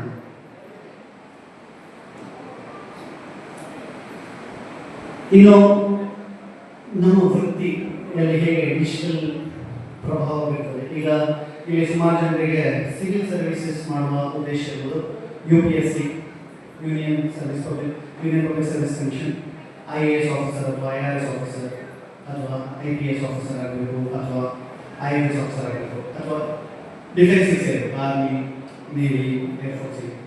ಅವರಿಗೆ ಅಂತೇಳಿ ಕೆಲವೊಂದು ವೆಬ್ಸೈಟ್ಗಳಿದ್ದಾವೆ. ಇದೆಲ್ಲ ಸೆಂಟ್ರಲ್ ಗೌರ್ಮೆಂಟ್ ಮಾಡಿದಂಥ ವೆಬ್ಸೈಟ್ಗಳು. ದೃಷ್ಟಿ IAS ಅಂತೇಳಿ ಯಾರಿಗಾದರೂ ಇಲ್ಲಿ ವಿದ್ಯಾರ್ಥಿಗಳಿಗೆ IAS, IPS ಅಥವಾ UPSC ಮಾಡೋದಿದ್ದರೆ ದೃಷ್ಟಿ IAS ಅಂತೇಳಿ ಒಂದು ಆ್ಯಪ್ ಇದೆ. ನೀವು ಈಗಿನಲೇ ಅದರಲ್ಲಿ ಸಮಯವನ್ನು ಕಳೆದರೆ ಯಾವ ರೀತಿ ನಿಮ್ಮ ಒಂದು ಕರಿಯರನ್ನು ಶೇಪ್ ಮಾಡ್ಬೋದು ಅಂತೇಳಿ ನಿಮಗೆ ಗೊತ್ತಾಗ್ತದೆ. ಇನ್ನು ಡಿಫೆನ್ಸಿಗೆ ಸೇರುವಂಥವ್ರು, ಇಂಡಿಯನ್ ಆರ್ಮಿ, ಏರ್ಫೋರ್ಸ್, ನೇವಿಗೆ ಸೇರುವಂಥವ್ರು ಏಕಲವ್ಯ ಅಂತೇಳಿ ಇಂಡಿಯನ್ ಆರ್ಮಿ ಒಂದು ಟ್ರೈನಿಂಗ್ ವೆಬ್ಸೈಟ್ ಅಪ್ಲಿಕೇಶನ್ ಇದ್ದಾರೆ. ಅದರಲ್ಲಿ 100ಕ್ಕಿಂತ ಹೆಚ್ಚು ಟ್ರೈನಿಂಗ್ ಪ್ರೋಗ್ರಾಮ್ಗಳಿದ್ದಾವೆ. ಏಕಲವ್ಯ, ಇಂಟ್ರೆಸ್ಟ್ ಇದ್ದವ್ರು ನೋಟ್ ಮಾಡಿಕೊಳ್ಬೋದು. ಏಕಲವ್ಯ ಅಂತೇಳಿ ಪ್ರೋಗ್ರಾಮ್ 100ಕ್ಕಿಂತ ಹೆಚ್ಚು ಇನಿಷಿಯೇಟಿವ್ಸ್ ಇದ್ದಾವೆ. ಅದರ ಮುಖೇನ ನೀವು ಆರ್ಮಿಗ, ನೇವಿಗ ಅಥವಾ ಏರ್ಫೋರ್ಸಿಗೆ ನಿಮ್ಮ ಕರಿಯರ್ ವೃತ್ತಿಯನ್ನು ಫೋಕಸ್ ಮಾಡಬಹುದು. ಇನ್ನೊಂದು ಪರಮಾಣು ಡಿಫೆನ್ಸ್ ಅಕಾಡೆಮಿ ಅಂತೇಳಿ ಒಂದು ವೆಬ್ಸೈಟ್ ಅಪ್ಲಿಕೇಶನ್ ಇದೆ. ಪರಮಾಣು ಡಿಫೆನ್ಸ್ ಅಕಾಡೆಮಿ ಅದು ನ್ಯಾಷನಲ್ ಡಿಫೆನ್ಸ್ ಅಕಾಡೆಮಿ ಸೇರಲಿಕ್ಕೆ ಅಥವಾ ಇಂಡಿಯನ್ ಕೋಸ್ಟ್ ಗಾರ್ಡ್ ಸೇರಲಿಕ್ಕೆ ಈ ಪರಮಾಣು ಡಿಫೆನ್ಸ್ ಅಕಾಡೆಮಿ ವೆಬ್ಸೈಟ್ ಸಾಕು. ಇನ್ನು ಕೆಲವೊಬ್ಬರಿಗೆ ಲೀಗಲ್ ಕೆರಿಯರಲ್ಲಿ ಇಂಟ್ರೆಸ್ಟ್ ಇದೆ. ಲಾಲಿ ಕೂಡ ಸುಮಾರು ವಿವಿಧ ವೃತ್ತಿಗಳಿದೆ. ನೀವು ಫಾರೆನ್ಸಿಕ್ ಲಾ ಸರ್ವಿಸ್ ಹೋಗ್ಬೋದು ಅಥವಾ ಸೈಬರ್ ಲಾ ಈಗ ಹೊಸ ಒಂದು ಸಬ್ಜೆಕ್ಟ್. ಈ ಸೈಬರ್ ಕ್ರೈಮ್ ಮಾಡೋರಿಗೆ ಸೈಬರ್ ಲಾ ಅಂತ ಹೊಸ ಬಂದಿದೆ. ಈ ಲಾ ಫೀಲ್ಡಲ್ಲಿ ಹೋಗೋರಿಗೆ ಕೂಡ ಸ್ಟಡಿ IQ ಅಂತೇಳಿ ಒಂದು ವೆಬ್ಸೈಟ್ ಇದೆ. ಸ್ಟಡಿ IQ ಮುಖೇನ ನೀವು ನಿಮ್ಮ ಕೆರಿಯರ್ನ ಜುಡಿಷಿಯರಿ ಅಂತ ನೀವು ನಿಮ್ಮ ದೃಷ್ಟಿಯನ್ನು ಹಾಯಿಸ್ಬೋದು. ಸ್ಟಡಿ IQ, ಫಿಸಿಕ್ಸ್ ವಾರ ಅಂತೇಳಿ ನೀವು ಸುಮಾರು ಜನ ಕೇಳ್ಬೋದು. ಫಿಸಿಕ್ಸ್ ವಾರದಿಂದ ಕೂಡ ನಿಮ್ಮ ಲಾ ಕರಿಯರ್ ಇನಿಷಿಯೇಟ್ ಮಾಡ್ಬೋದು. ಇನ್ನು ಟೆಕ್ನಾಲಜಿ, ನಾವು ಎಂಟರ್ಪ್ರಿನರ್ ಆಗಬೇಕು. ನಾವೊಂದು ನಮ್ಮದೇ ಒಂದು ಹೊಸ ಕಂಪನಿ ಸ್ಟಾರ್ಟ್ ಮಾಡಬೇಕು. ನಮ್ಮೊಟ್ಟಿಗೆ ಡಾಕ್ಟರ್ ವಿಷ್ಣು ಶರ್ಮಾ ಅವರಿದ್ದಾರೆ. ಅವರ ಒಂದು ಇನ್ಪುಟ್ಸನ್ನು ಅದರಲ್ಲಿ ಕೊಡ್ತಾರೆ. ಆದರೆ ನೀವು ಒಂದು AI ಇಂಜಿನಿಯರ್ ಅಥವಾ ಸಾಫ್ಟ್ವೇರ್ ಇಂಜಿನಿಯರ್ ಆಗಬೇಕು ಅಥವಾ ನೀವು ಒಂದು UI UX ಡಿಸೈನರ್ ಆಗಬೇಕು. ಅದಕ್ಕೆ ಕೂಡ ನಿಮ್ಮ ಸೆಂಟ್ರಲ್ ಗೌರ್ಮೆಂಟಿನ ಸುಮಾರು ವೆಬ್ಸೈಟ್ಗಳಿದ್ದಾವೆ. ಸ್ಕಿಲ್ ಇಂಡಿಯಾ ಡಿಜಿಟಲ್ ಹಬ್ ಅಂತೇಳಿ SIDH. ಈ SIDH skill India digital hub ಅಲ್ಲಿ 1000ಕ್ಕೂ ಹೆಚ್ಚು ಟ್ರೈನಿಂಗ್ ಪ್ರೋಗ್ರಾಮ್, ಸರ್ಟಿಫಿಕೇಶನ್ ನೀವು ₹1 ಕೊಡಬೇಕಂತಿಲ್ಲ. ಅದರಲ್ಲಿ ನಿಮ್ಮ ಟ್ರೈನಿಂಗ್ ಪಡೆದುಕೊಂಡು ಆ ಸ್ಕಿಲ್ ಡೆವಲಪ್ ಮಾಡ್ಬೋದು. ಇನ್ನೊಂದು SOAR ಅಂತ ಹೇಳಿ, skill for AI readiness, artificial intelligence readiness. ಇದು 5ನೇ ಕ್ಲಾಸಿಂದ ಹಿಡಿದು 12ನೇ ಕ್ಲಾಸ್ನಲ್ಲಿರುವ ಮಕ್ಕಳಿಗೆ SOAR, SOAR, skill for artificial intelligence readiness. So 5ನೇ ಕ್ಲಾಸ್ ಅಲ್ಲಿರುವ ಮಕ್ಕಳಿಂದ ಹಿಡಿದು ನೀವು ಈ ಬದಲಾಗ್ತಿರುವ ಈ ತಂತ್ರಜ್ಞಾನ, ಬದಲಾಗ್ತಿರುವ ಈ ಒಂದು ಆರ್ಟಿಫಿಷಿಯಲ್ ಇಂಟೆಲಿಜೆನ್ಸ್, ಮಷೀನ್ ಲರ್ನಿಂಗ್ ಜಗತ್ತಿನಲ್ಲಿ ಈಗಿಂದಲೇ ತಯಾರಾಗ್ತಾ ಹೋಗ್ಬೋದು. ಸೊ ಇಲ್ಲಿ ಸುಮಾರು ಮಕ್ಕಳಿದ್ದೀರಿ. SOAR ಅನ್ನೋ ವೆಬ್ಸೈಟನ್ನು ನೋಟ್ ಮಾಡಿಟ್ಕೊಳ್ಳಿ. Skilling for AI readiness. ಇನ್ನು ಸುಮಾರು ವೃತ್ತಿಗಳಿದ್ದಾವೆ. ಹಾಸ್ಪಿಟಾಲಿಟಿ, ಫುಡ್ ಇಂಡಸ್ಟ್ರಿ, ಅದಕ್ಕೆ ಕೂಡ ನಿಮ್ಮ ಸೆಂಟ್ರಲ್ ಗೌರ್ಮೆಂಟ್ ಅವರು ಕೆಲವೊಂದು ವೆಬ್ಸೈಟ್ಗಳು ಕೊಟ್ಟಿದ್ದಾರೆ. ಸ್ವಯಂ ಅಂತೇಳಿ ಒಂದು ಫ್ರೀ ಆನ್ಲೈನ್ ಕೋರ್ಸಸ್ ವೆಬ್ಸೈಟ್. ಆ ಸ್ವಯಂ ಅಲ್ಲಿ ನೀವು ಹೋಗಿ ನಿಮಗೆ ಇಂಟ್ರೆಸ್ಟ್ ಇರುವಂಥ ಕೆಲಸದಲ್ಲಿ ನೀವು ಒಂದು ಟ್ರೈನಿಂಗ್ ಹುಡ್ಕೊಂಡು ನೀವು ಮಾಡ್ಬೋದು. ಎಲ್ಲ ಫ್ರೀ ಆನ್ಲೈನ್ ಕೋರ್ಸಸ್.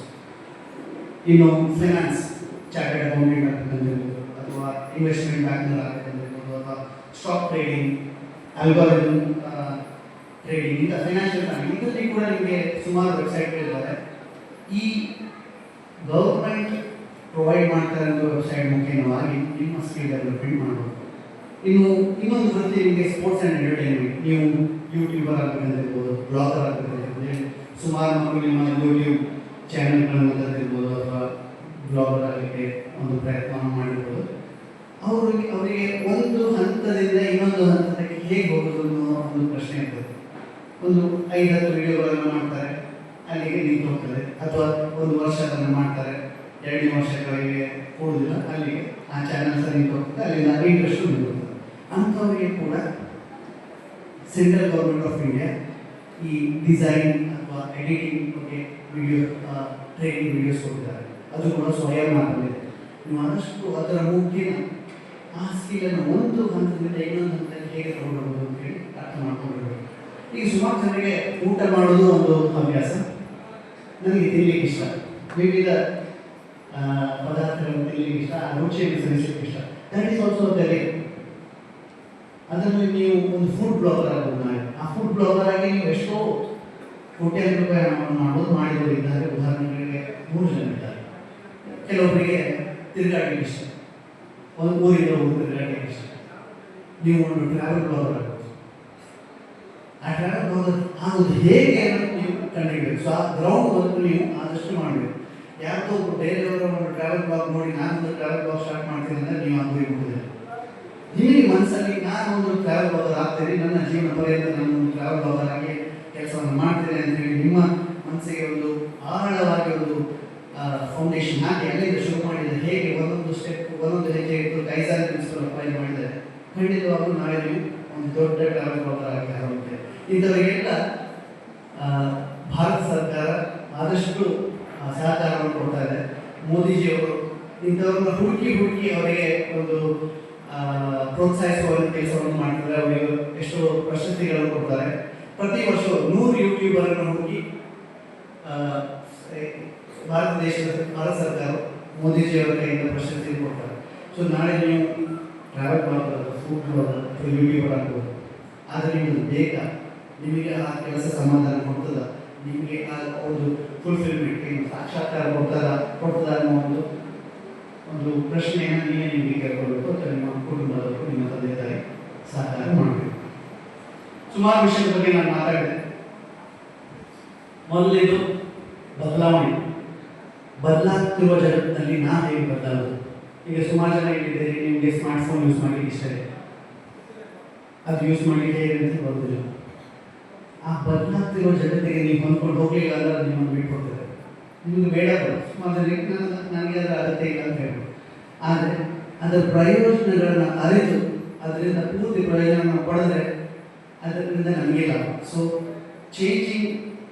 ಈಗ ಚೇಂಜ್ ಆಗ್ತಿರೋ ಜಗತ್ತಿಗೆ ನೀವು ಹೊಂದಿಕೊಂಡು ಹೋಗಲಿಕ್ಕೆ ಪ್ರಯತ್ನ ಪಡಬೇಕು. ಇನ್ನೊಂದು ನಮ್ಮ ಪ್ಯಾಷನ್. 4 ಪ್ರಶ್ನೆಗಳನ್ನು ಹೇಳಿ ಈಗ ಫಿಲಾಸಫಿಯಲ್ಲಿ ಆ 4 ಪ್ರಶ್ನೆಗಳನ್ನು ಸೇರಿ ನೀವು ನಿಮಗೆ ಪ್ರಶ್ನೆ ಕೇಳಿ ನನ್ನ ಪ್ಯಾಷನ್ ಏನು, ಅದರಿಂದ ನಾನು ಹಣ ಮಾಡ್ಬೋದಾ, ಅದು ಜಗತ್ತಿಗೆ ಬೇಕಾ, ಅದರಲ್ಲಿ ನಾನು ಎಕ್ಸ್ಪರ್ಟ್ ಆಗ್ಬೋದಾ? ಈ 4 ಪ್ರಶ್ನೆಗಳನ್ನು ಹುಡುಕಿ ನಾವು ನಮ್ಮ ಜೀವನದಲ್ಲಿ ಸಾಕ್ಷಾತ್ಕಾರ ಪಡೆಯುವ ಪ್ರಯತ್ನ ಮಾಡ್ತೀವಿ.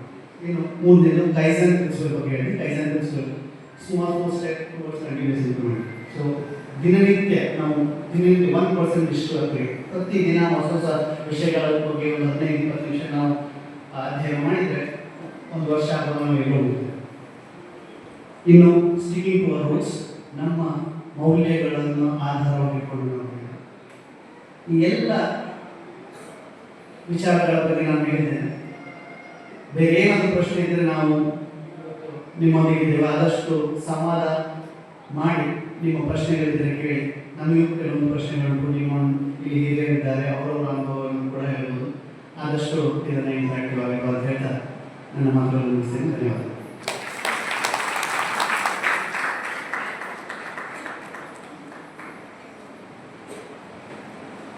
ಇಷ್ಟೊಂದು ದೀರ್ಘಕಾಲ ಬಹಳ ಉಪಯುಕ್ತವಾದಂತಹ ಮತ್ತು ನಮ್ಮ ಯುವ ಸಮುದಾಯಕ್ಕೆ ಅತ್ಯಂತ ಉಪಕಾರಿಯಾಗಿರುವಂತಹ ವಿಷಯಗಳನ್ನು ಪ್ರಸ್ತಾಪಿಸಿ ಬಹಳಷ್ಟು ಮಂದಿಗೆ ಒಂದು ಡೈರೆಕ್ಷನ್ ಸಿಗುವ ರೀತಿಯಲ್ಲಿ ಕೆಲವೊಂದಷ್ಟು ವಿಷಯಗಳನ್ನು ಪ್ರಸ್ತಾಪಿಸಿದ ನನಗೆ ಧನ್ಯವಾದಗಳು.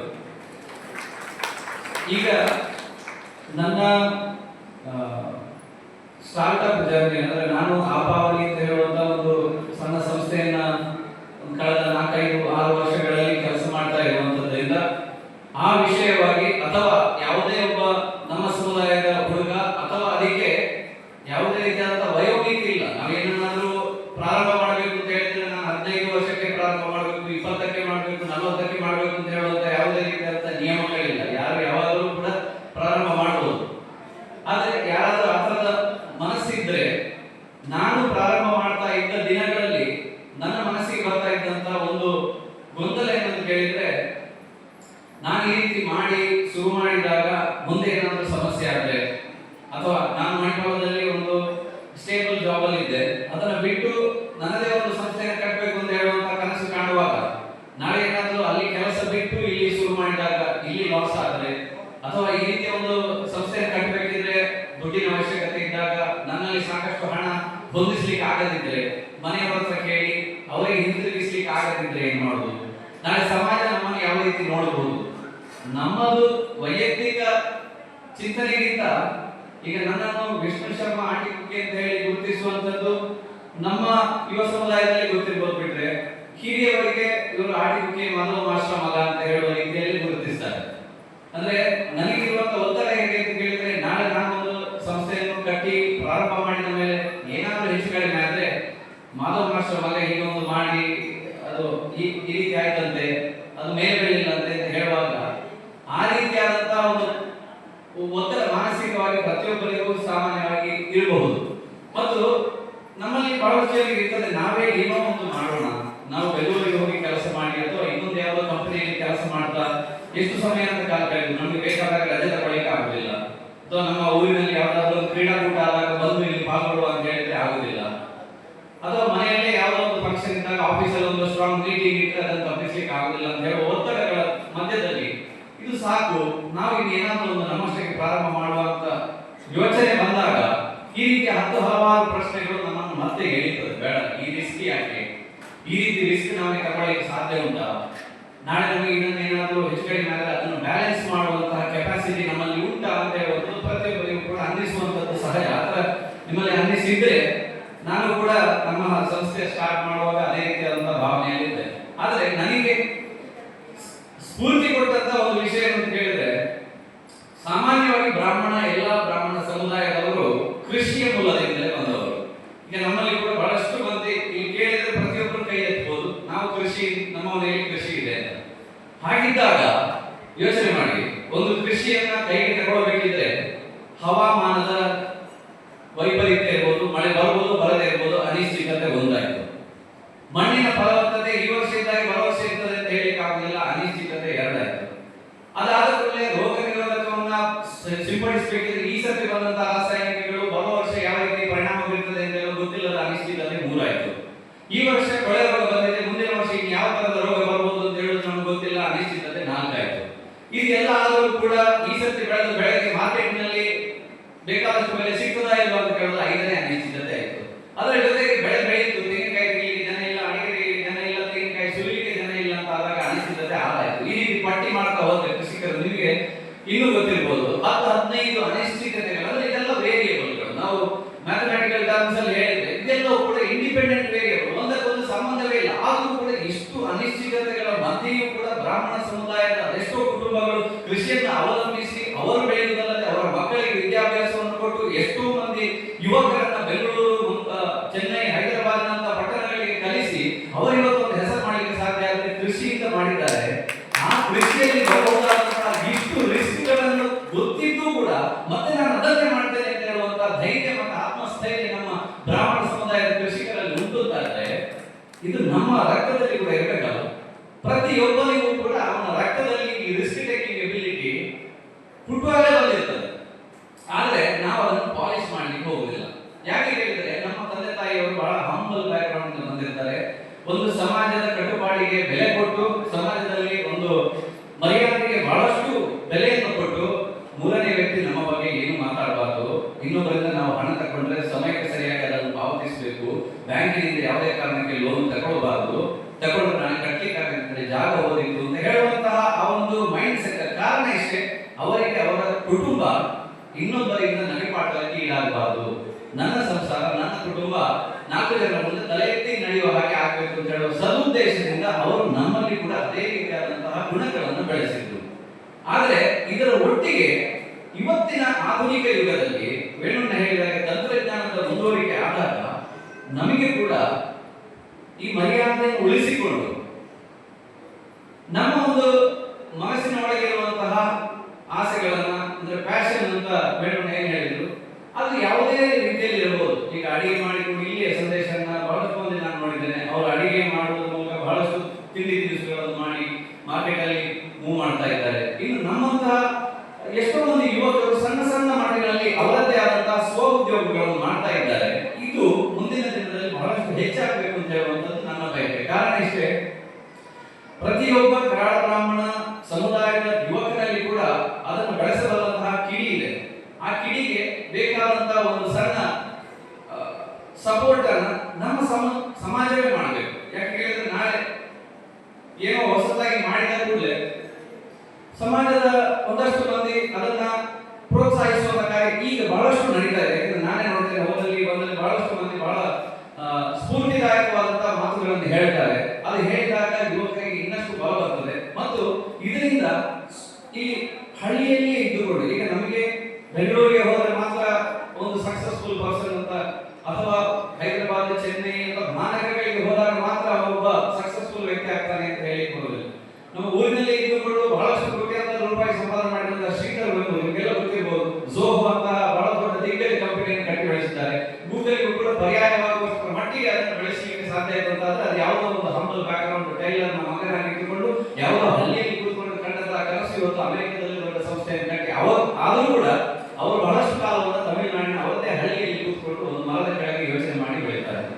ಅಂದ್ರೆ ನಮ್ಮ ಪಾರಂಪರಿಕವಾದಂತಹ ಸಂಪ್ರದಾಯಗಳನ್ನ ನಮ್ಮಲ್ಲಿ ನಮ್ಮ ಶಾಲೆಗಳು, ನಮ್ಮ ಮನೆಗಳು, ಯಾಕಂದ್ರೆ ನಾನು ಕಲಿತಂತಹ ಪರಿಸರ ಸಜೀವಿಲ ದುರ್ಗಾ ಪರಮೇಶ್ವರಿ ಅನ್ನೋದಂತ ಶಾಲೆ, ಅಲ್ಲಿ ಕಲಿತಂತಹ ಮೌಲ್ಯಗಳು ಪ್ರಾಯಶಃ ನಮ್ಮ ಕೊನೆಯ ಉಸಿರಿ ಇರುವವರೆಗೂ ಕೂಡ ನಮಗೆ ಅದು ಮಾರ್ಗದರ್ಶನವನ್ನು ಕೊಡ್ತದೆ. ಆ ಆವಳ ಮಠ ದುರ್ಗಾ ಪರಮೇಶ್ವರಿ ದೇವಸ್ಥಾನದ ಪರಿಸರದಲ್ಲಿ ಇರ್ಬೋದು, ಅಲ್ಲಿ ಬರುವಂತಹ ಆ ಒಂದು ಧನಾತ್ಮಕ ಅಂಶಗಳು ನಮ್ಮನ್ನ ಒಬ್ಬ ಸ್ವಾವಲಂಬಿ ಮತ್ತು ಸದೃಢ ಬಲಿಷ್ಠವಾದಂತಹ ಒಂದು ಚಿಂತನೆಯನ್ನು ಮಾಡಲಿಕ್ಕೆ ಬೇಕಾದಂತಹ ಭದ್ರ ಬುನಾದಿಯನ್ನು ಹಾಕಿಕೊಟ್ಟಿದೆ. ಇದೇ ರೀತಿ ಬೆಲ್ಲದಲ್ಲಿರ್ಬೋದು, ಅಗಲ್ಪಾಡಿ ಶಾಲೆ ಇರ್ಬೋದು, ಇಲ್ಲಿಯ ದೇವಸ್ಥಾನ, ಇಲ್ಲಿಯ ನಮ್ಮ ಸಂಸ್ಕೃತಿಯನ್ನು ನೋಡಿದಾಗ ನಮ್ಮಲ್ಲಿ ಆ ರೀತಿಯಾದಂತಹ ಒಂದು ಕಾನ್ಫಿಡೆನ್ಸ್ ಬೈ ಡಿಫಾಲ್ಟ್ ಉಂಟು.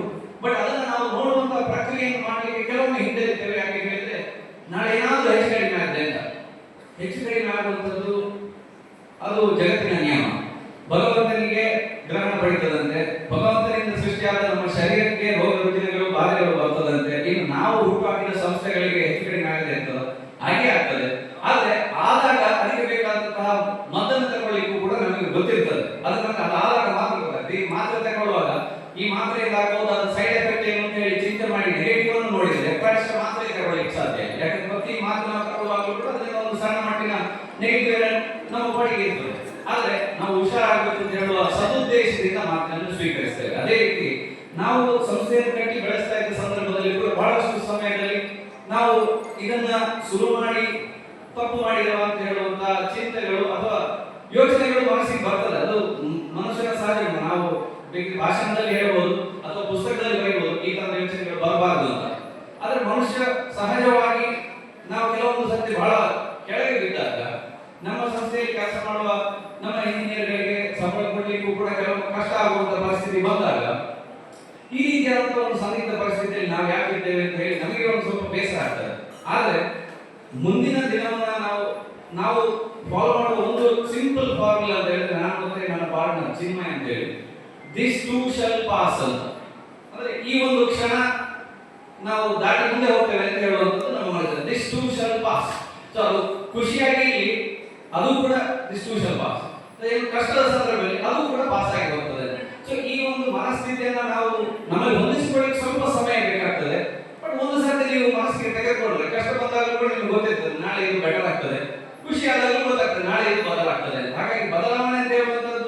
ಅದು ಅದರಷ್ಟೇ ನಡೀತದೆ.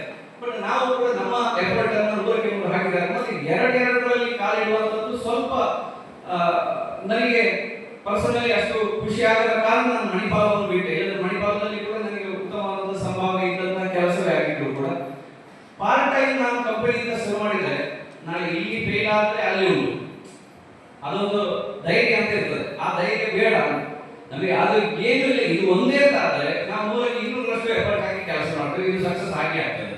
ಹಾಗಾಗಿ ಸಕ್ಸಸ್ ಅಂತ ಹೇಳುವಂಥದ್ದು ಬಹಳ ದೀರ್ಘವಾದಂತಹ ಕಾಲಘಟ್ಟದಲ್ಲಿ ನಾವು ಗಮನಿಸಬೇಕು. ನಾವು ಕೂಡ ಇನ್ನೂ ಕೂಡ ಆ ಹಾದಿಯಲ್ಲಿ ಇದ್ದೇವೆ ಅಷ್ಟೇ. ಪ್ರಾಯಶಃ ಇವತ್ತಿಗೆ ಆ ಭಾವನೆ ಸಂಸ್ಥೆಯಲ್ಲಿ ಒಂದು 35 ಜನ ಫುಲ್ ಟೈಮ್ ಕೆಲಸ ಮಾಡಿಕೊಂಡು ಅವರಷ್ಟಕ್ಕೆ ನಿಧಾನಕ್ಕೆ ಕಂಪನಿಯನ್ನು ನಾವು ಬೆಳೆಸಬೇಕಾಗಿಲ್ಲ. ಕಂಪನಿಯ ಧ್ಯೇಯೋದ್ದೇಶಗಳು, ಅದರ ಸಿದ್ಧಾಂತಗಳು, ಅದರ ತತ್ವಗಳು ಗಟ್ಟಿಯಾಗಿದ್ರೆ ಅದಾಗದೆ ಬೆಳೀತದೆ. ಈಗ ನಾವು ನೋಡುವಂಥದ್ದು ಏನಿದ್ರು ಕೂಡ ರಾಷ್ಟ್ರೀಯ ಸ್ವಯಂ ಸೇವಕ ಸಂಘವನ್ನು ಅದನ್ನು ಯಾರು ಬೆಳೆಸಿದ್ದಾರೆ, ಅದು ತನ್ನಷ್ಟಕ್ಕೆ ಅದರ ಸಿದ್ಧಾಂತದ ಬಲದಿಂದ, ಅದರ ತತ್ವದಿಂದ ಅದು ಬೆಳೀತಾ ಹೋಯಿತು. ಹಾಗೆ ನಾವು ಏನಾದರೂ ಪ್ರಾರಂಭ ಮಾಡಬೇಕಿದ್ರೆ ಅದರ ಹಿಂದೆ ಇರುವಂತಹ ಧ್ಯೇಯ ಚೆನ್ನಾಗಿದ್ದರೆ ತನ್ನಷ್ಟಕ್ಕೆ ಅದು ಬೆಳೀತಾ ಹೋಗ್ತದೆ. ಆ ನಿಟ್ಟಿನಲ್ಲಿ ನಮ್ಮ ಸಮುದಾಯದ ಪ್ರತಿಯೊಬ್ಬರು ಕೂಡ ಈ ಡೈರೆಕ್ಷನ್ ಅಲ್ಲಿ ನಾವು ಯಾವಾಗಲೂ ಕೂಡ ಬೆಂಗಳೂರಿಗೆ ಹೋಗ್ಬೇಕಾದ್ರೆ ನಾವು ಇಂಟರ್ವ್ಯೂ ಮಾಡುವಾಗ ತುಂಬಾ ಜನರಿಗೆ ನಾವು ಕೇಳ್ತೇವೆ, ಚೆನ್ನಾಗಿ ಮಾಡಿದ ಮೇಲೆ ಅವರು ಲಾಸ್ಟಿಗೆ ಹೇಳ್ತಾರೆ, ಸರ್ ಎಲ್ಲಿ ಜಾಬ್ ಎಲ್ಲಿ? ನಾವು ಮಂಗಳೂರು ಅಥವಾ ಕುಂದಾಪುರ ಅಥವಾ ಪುತ್ತೂರು ಅಂತ ಹೇಳಿದ್ರೆ ಸರ್ ನಾನು ಹೇಳ್ತೇನೆ ಅಂತ ಹೇಳಿದ್ರೆ ಪರ್ಯಾಯ ಪದ ನಾನು ಬರೋದಿಲ್ಲ ಅಂತ. ಅಂದ್ರೆ ಅವರಿಗೆ ಬೆಂಗಳೂರಿನಲ್ಲಿ ಇಲ್ವಾ ಅಂತ ಕೇಳ್ತಾರೆ. ಅದು ನನಗೆ ಬಹಳ ಇವತ್ತಿಗೂ ಕೂಡ ಅರ್ಥ ಆಗಿಲ್ಲ. ಬೆಂಗಳೂರಲ್ಲಿಯೇ ಜಾಬ್ ಇಲ್ವಾ ಅಂತ ಹೇಳಿ ಯಾಕೆ ಕೇಳ್ತಾರೆ ಅಂತ ಹೇಳೋದು ನನಗೆ ಅರ್ಥ ಆಗಿಲ್ಲ. ಯಾಕಂದ್ರೆ ಮಂಗಳೂರಲ್ಲಿ ನಾವು 40,000 ರೂಪಾಯಿ ಸಂಬಳ ಕೊಟ್ಟರು ನಿಮ್ಗೆ ಪ್ರಾಯಶಃ ಒಂದು 25,000 ರೂಪಾಯಿ ಡೈರೆಕ್ಟ್ ಆಗಿ ತಗೊಂಡು ಹೋಗ್ಬೋದು. ಬೆಂಗಳೂರಿನಲ್ಲಿ 50,000 ಕೊಟ್ಟರು 10,000 ಉಳಿಸಲಿಕ್ಕೂ ಕಷ್ಟ ಇದೆ. ಹಾಗಿದ್ದಾಗ ಖಾಲಿ ಒಂದು ಸಂಪಾದನೆಗೆ ಮಾತ್ರ ಅಲ್ಲ, ಅಲ್ಲಿ ಏನೋ ಒಂದು ಬೇರೆ ಡೈನಾಮಿಕ್ಸ್ ಇದೆ. ಏನು ಹೇಳುವಂಥದ್ದು ನನಗೆ ಕೂಡ ಇವತ್ತಿಗೆ ಅದು ಅರ್ಥ ಮಾಡಿಕೊಳ್ಳಿಕ್ಕೆ ಆಗಿಲ್ಲ. ಪ್ರಾಯಶಃ ಮುಂದಿನ ದಿನದಲ್ಲಿ ಮಂಗಳೂರು ಕೂಡ ಒಂದು ದೊಡ್ಡ ಪಟ್ಟಣವಾಗಿ ಬೆಳೆದಾಗ ಅಥವಾ ಕಾಸರಗೋಡು, ಪೆರ್ಲ, ಒಡೆಯಳದಂತಹ ಜಾಗಗಳಲ್ಲಿ ಕೂಡ ಯಥೇಷ್ಟವಾದಂತಹ ಅಪರ್ಚುನಿಟೀಸ್ ಬಂದಾಗ ಮತ್ತೆ ಪುನಃ ನಮ್ಮ ಊರು ಕೂಡ ಬೆಂಗಳೂರಿನಷ್ಟೇ ಕಂಫರ್ಟೇಬಲ್ ಆಗ್ಬೋದು ಅಂತ ನಾನು ನಂಬಿದ್ದೇನೆ. ಆದರೆ ಬೆಂಗಳೂರಿನಲ್ಲಿ ಕೆಲಸ ಮಾಡಿದವರು ಆಮೇಲೆ ಒಂದು 2 ವರ್ಷ ಆದಮೇಲೆ ಸರ್ ಅಲ್ಲಿ ಬಾರಿ ಬಂಗಾಂಡು ಸರ್ ಅಲ್ಪದ ಟ್ರಾಫಿಕ್ ಅರ್ಧ ಲೈಫ್ ಕೊಂಡು ಸರ್ ನನ್ನ ಊರುಡಿ ಮತ್ತೆ ಸೆಟ್ಲ್ ಆಗ ಅಂದ್ರೆ ಇಂಚೆ ಬರೋದಿಲ್ಲ ಸರ್ ಅಂತ ಹೇಳುವವರು ಇದ್ದಾರೆ. ಸೊ ಆ ಸಂಖ್ಯೆ ಇನ್ನೊಂದು ದಿನ ಹೋದಾಗೆ ಜಾಸ್ತಿ ಆಗಲಿ. ನಾವು ಯಾವುದೇ ಒಂದು ಸೊಲ್ಯೂಷನ್ ಹುಡುಕಿದ ನಂತರ ಪ್ರಾಬ್ಲಮ್ ಅನ್ನ ಐಡೆಂಟಿಫೈ ಮಾಡೋದ್ರ ಕಡೆಗೆ ಹೋಗದೆ ಯಾವುದೋ ಆಲ್ರೆಡಿ ಇರುವ ಪ್ರಾಬ್ಲಮ್ಗೆ ಒಂದು ಸೊಲ್ಯೂಷನ್ ಕಂಡುಕೊಂಡ್ರೆ ನಾವು ಮಾಡಿದಂತಹ ಸ್ಟಾರ್ಟ್ಅಪ್ಗೆ ತನ್ನಷ್ಟಕ್ಕೆ ಅವಕಾಶಗಳು ಕ್ರಿಯೇಟ್ ಆಗ್ತದೆ. ಆ ನಿಟ್ಟಿನಲ್ಲಿ ಇಲ್ಲಿ ಲೋಕಲ್ ಪ್ರಾಬ್ಲಮ್ಗಳಿಗೆ ಲೋಕಲ್ ಸೊಲ್ಯೂಷನ್ ಮಾಡಬೇಕಲ್ಲದೆ ಪೇಟೆಯಲ್ಲಿ ಕೂತವನು ಹಳ್ಳಿಯ ಪ್ರಾಬ್ಲಮ್ಗಳನ್ನ ಯೋಚನೆ ಮಾಡಿಕೊಂಡು ಅದಕ್ಕೆ ಸೊಲ್ಯೂಷನ್ ಮಾಡಿ ಇಲ್ಲಿ ಬಂದು ಕಷ್ಟಪಟ್ಟು ಅದನ್ನ ಸೇವ್ ಮಾಡುವುದಕ್ಕಿಂತಲೂ ನಮಗೆ ಗೊತ್ತಿರುವಂತಹ ಪ್ರಾಬ್ಲಮ್ಗಳನ್ನು ನಮ್ಮಲ್ಲೇ ಲೋಕಲ್ ಆಗಿ ಸೊಲ್ಯೂಷನ್ ಮಾಡಿದ್ರೆ ಅದನ್ನು ಗ್ಲೋಬಲ್ ಆಗಿ ತಗೊಂಡು ಹೋಗುವಂಥದ್ದು ಬಹಳ ಸುಲಭ. ಆ ನಿಟ್ಟಿನಲ್ಲಿ ನಮ್ಮ ಯುವ ಸಮುದಾಯ ಎಚ್ಚೆತ್ತುಕೊಂಡು ಆ ನಿಟ್ಟಿನಲ್ಲಿ ಯೋಚನೆ ಮಾಡಬೇಕು. ಕೇವಲ ಒಂದು ಸಂಸ್ಥೆಗೆ ಹೋಗಿ ಕೆಲಸ ಮಾಡೋದು ಮಾತ್ರ ಅಲ್ಲ, ನಮ್ಮದೊಂದು ಸಂಸ್ಥೆಯಲ್ಲಿ ಕರೆದುಕೊಂಡು ನಮ್ಮ ಊರಿನಲ್ಲಿರುವಂತಹ 100 ಜನರು ಒಟ್ಟಿಗೆ ಸೇರಿ ಕೆಲಸವನ್ನು ನಿರ್ಮಾಣ ಮಾಡಬೇಕು ಅಂತ ಹೇಳುವ ಉದ್ದೇಶವನ್ನು ಇಟ್ಟುಕೊಂಡು ಒಂದಷ್ಟು ಮಾತಾಡಬೇಕು ಅಂತ ಅಂದ್ಕೊಂಡಿದ್ದೆ.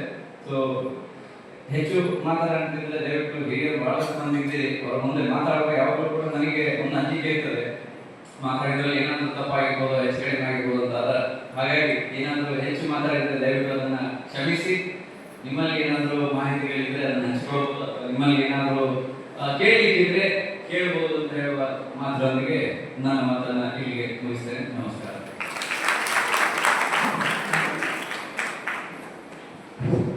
ಯಾರ್ದಾದ್ರೂ ಕ್ವಶನ್ ಇದ್ರೆ ನಮ್ಮ ಅತಿಥಿಗಳಲ್ಲಿ ಕೇಳ್ಕೊಳ್ಬಹುದು.